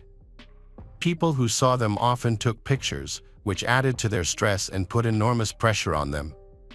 The constant public scrutiny became unbearable and affected almost every aspect of their daily lives. Although Skyler's lawyer believes that she made a false confession and that her newborn baby's death was not intentional, the prosecution has not changed its position. Despite new evidence that contradicts their initial assessment, they continue to pursue the case. A key piece of evidence that the prosecution initially presented was the results of a medical expert's examination, which stated that the child's remains had been burned. However, after a thorough examination and additional information, the expert retracted his initial assessment. Following a detailed physical examination of the child, the expert concluded that there was no evidence of burning. The prosecution's approach remained unchanged despite the new information. They continued to focus on Skyler's confession that she had tried to burn the remains, but this contradicted the evidence and raised questions about whether their case was actually convincing. This shows that the state was convicting despite flaws in the evidence. Skyler's lawyers fought hard at trial to defend her against the charges. Thanks to the efforts of her family, Skyler was able to raise the $50,000 bail she needed to be released. However, her bail was conditional on her wearing an electronic monitoring bracelet that would track her whereabouts. Skyler has been largely confined to her home and has had limited public exposure. She feels isolated and prefers to spend most of her time with her family dogs. Over the past 12 months, Skyler's life has undergone major changes as her plans to attend the University of Cincinnati have been put on hold while she awaits trial for her child's murder. The charges were so serious that Skyler's attorney filed a motion to change the venue, but the court denied it. As a result, Skyler was forced to continue attending the trial in the original jurisdiction as planned. The stress and pressure of the trial weighed heavily on her life. Moreover, Skyler had to deal with the psychological and emotional trauma caused by the charges, along with social isolation. Spending time with her dogs brought her comfort and a sense of solace. They became her trusted companions and main support during the time she awaited the trial. At the same time, her family remained by her side, supporting and encouraging her through this difficult period. They expressed their belief in her innocence and hoped that the truth would soon be revealed. Despite the difficult challenges, Skyler persisted in fighting for her freedom. In July 2019, the state made a surprise offer to Skyler's defense attorney. Skyler would plead guilty to the remaining charges and serve a 15-year prison sentence. In exchange, the state would withdraw the felony murder charge. Skyler's parents were uncertain about the decision and debated whether she should accept the deal. After careful consideration, Skyler decided to decline the offer. Her parents were deeply troubled by her decision and wondered if their daughter had made the right choice. However, they understood that it was ultimately Skyler's choice, and they had to respect it. On September 3, 2019, Skyler went to trial for the murder of her newborn daughter. During the trial, the state presented preliminary evidence, including a series of text messages that Skyler had sent to her mother. In these messages, she expressed her happiness after giving birth. She also shared that she was very pleased because her belly had returned to its normal size, stating that she would not allow it to return to how it was before. Notably, this message was sent just hours after she gave birth. Skyler texted her mother, "I am really speechless because I am so happy. My belly is back." On the second day of the trial, the prosecution presented new information about Skyler.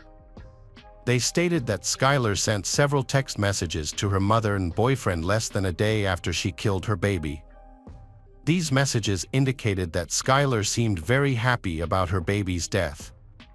The prosecution argued that these messages were critical evidence suggesting Skyler's involvement in the baby's death. In one message, Skyler wrote to her mother that she was excited because dinner was coming up and she could wear a cute outfit. She mentioned that her belly had just returned to normal and wanted to take advantage of this time to make things great. However, this text message could be interpreted as an attempt to mask her feelings of guilt, while simultaneously being excited about no longer being pregnant. The state argued that Skyler's use of the word excited suggested She was genuinely happy that her baby had died. They also presented evidence of a text message that Skyler sent to her boyfriend in which she stated that although the night before had been the worst, she felt much lighter and happier the next morning.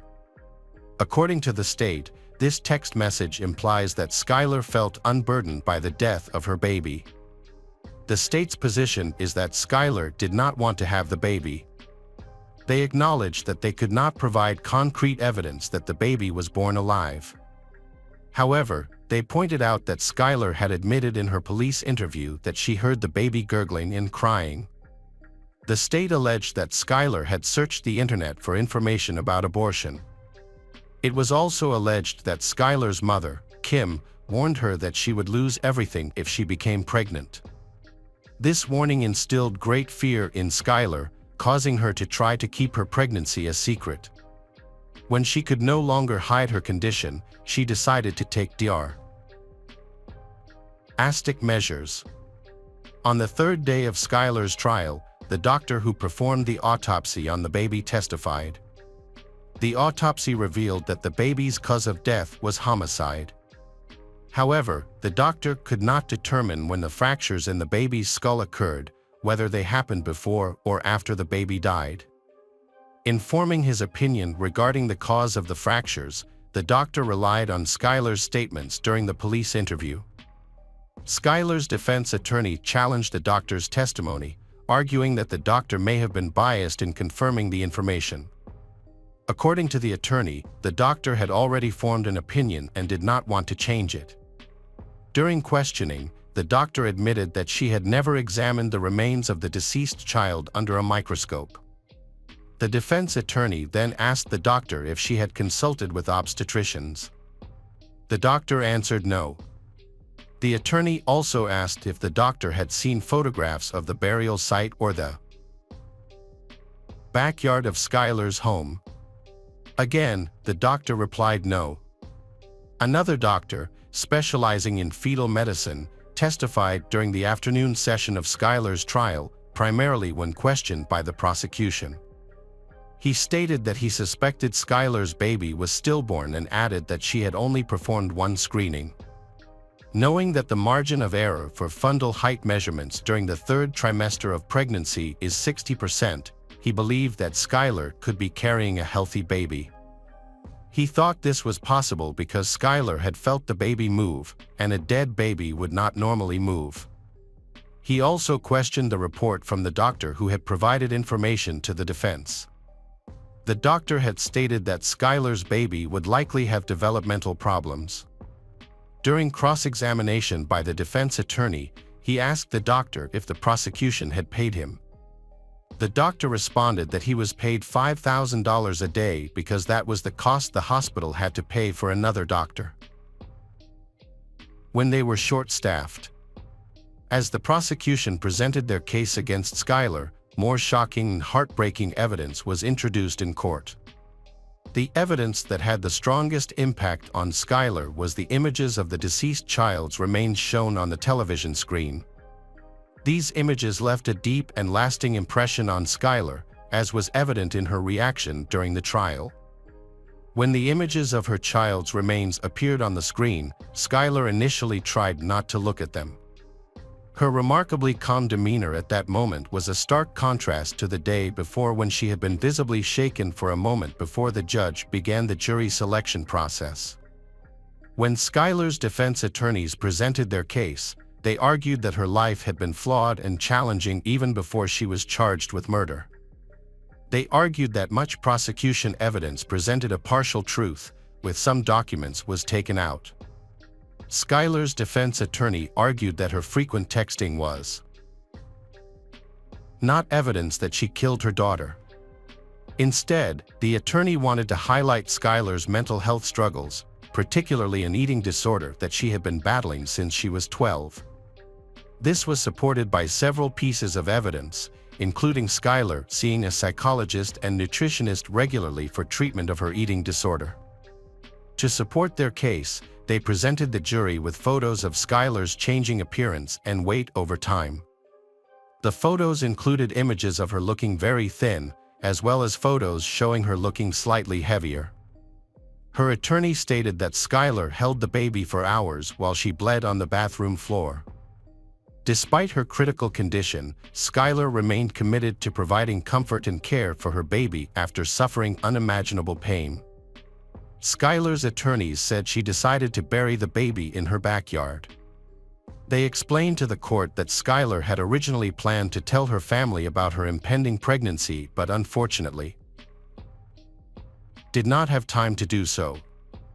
Skyler's doctor informed her that she was due in 8 to 10 weeks. Therefore, Skyler thought she had enough time to attend prom and graduate from high school before talking to her mother.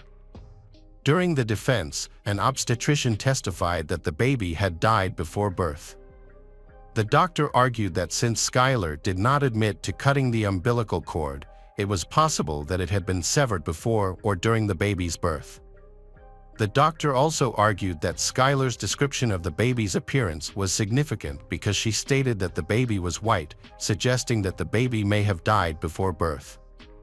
The obstetrician contended that a healthy newborn baby is not always pink. In fact, in his experience, newborns often have a purplish skin tone.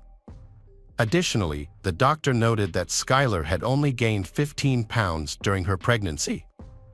He suggested that this limited weight gain could be a sign of an eating disorder, which might have restricted the baby's growth in the womb. The doctor's testimony aimed to question the accuracy of what Skyler told the police about the baby's health. Skyler's defense argued that she had only told the police what she wanted to say during questioning. They also claimed that she had not witnessed or participated in any harm to the child. Their goal was to cast doubt on the credibility of Skyler's testimony and suggest that other factors may have contributed to the child's death. Skyler Richardson's trial lasted a week, and the jury then reached its final verdict. The verdict came quickly, after just 4 hours of deliberation. They acquitted Skyler of aggravated murder, involuntary manslaughter, and child endangerment. However, Skyler was convicted of abuse of a corpse, a serious crime punishable by up to a year in prison. Skyler was held in custody until sentencing. During her sentencing hearing, she apologized for her actions and acknowledged the seriousness of the incident. The judge criticized Skyler for her role in the tragic death of her child. The judge was certain that if Skyler had made better decisions during her pregnancy, her child would still be alive. He severely criticized her actions and expressed disappointment that her choices led to serious consequences, including the death of her child. The judge also emphasized that Skyler's decisions were directly responsible for the child's death. The 3-year probation sentence for corpse abuse that the judge imposed on Skyler also served as a warning that her actions were morally unacceptable and against the law. In November 2020, another judge agreed to reduce Skyler's probation to 2 years early at the request of her attorney. During the hearing, Skyler expressed her desire to return to a normal life and asserted that she no longer needed supervision. Recognizing Skyler's progress, the judge decided not to allocate any more probation resources to her case. The judge made it clear that probation is not meant to be a punishment or a form of rehabilitation, but rather to give an individual the opportunity to prove why they should not face prison time. Since her acquittal, Skyler has made the most of this opportunity. She has successfully completed 2 semesters of college and works part-time at the law firm that represented her. Despite her acquittal, Skyler has faced many difficulties in finding a part-time job. She has often been denied job opportunities due to her criminal history. However, that has not stopped her from pursuing her career goals. She has expressed a desire to attend law school and become a defense attorney, hoping to use her knowledge to help others overcome similar hardships.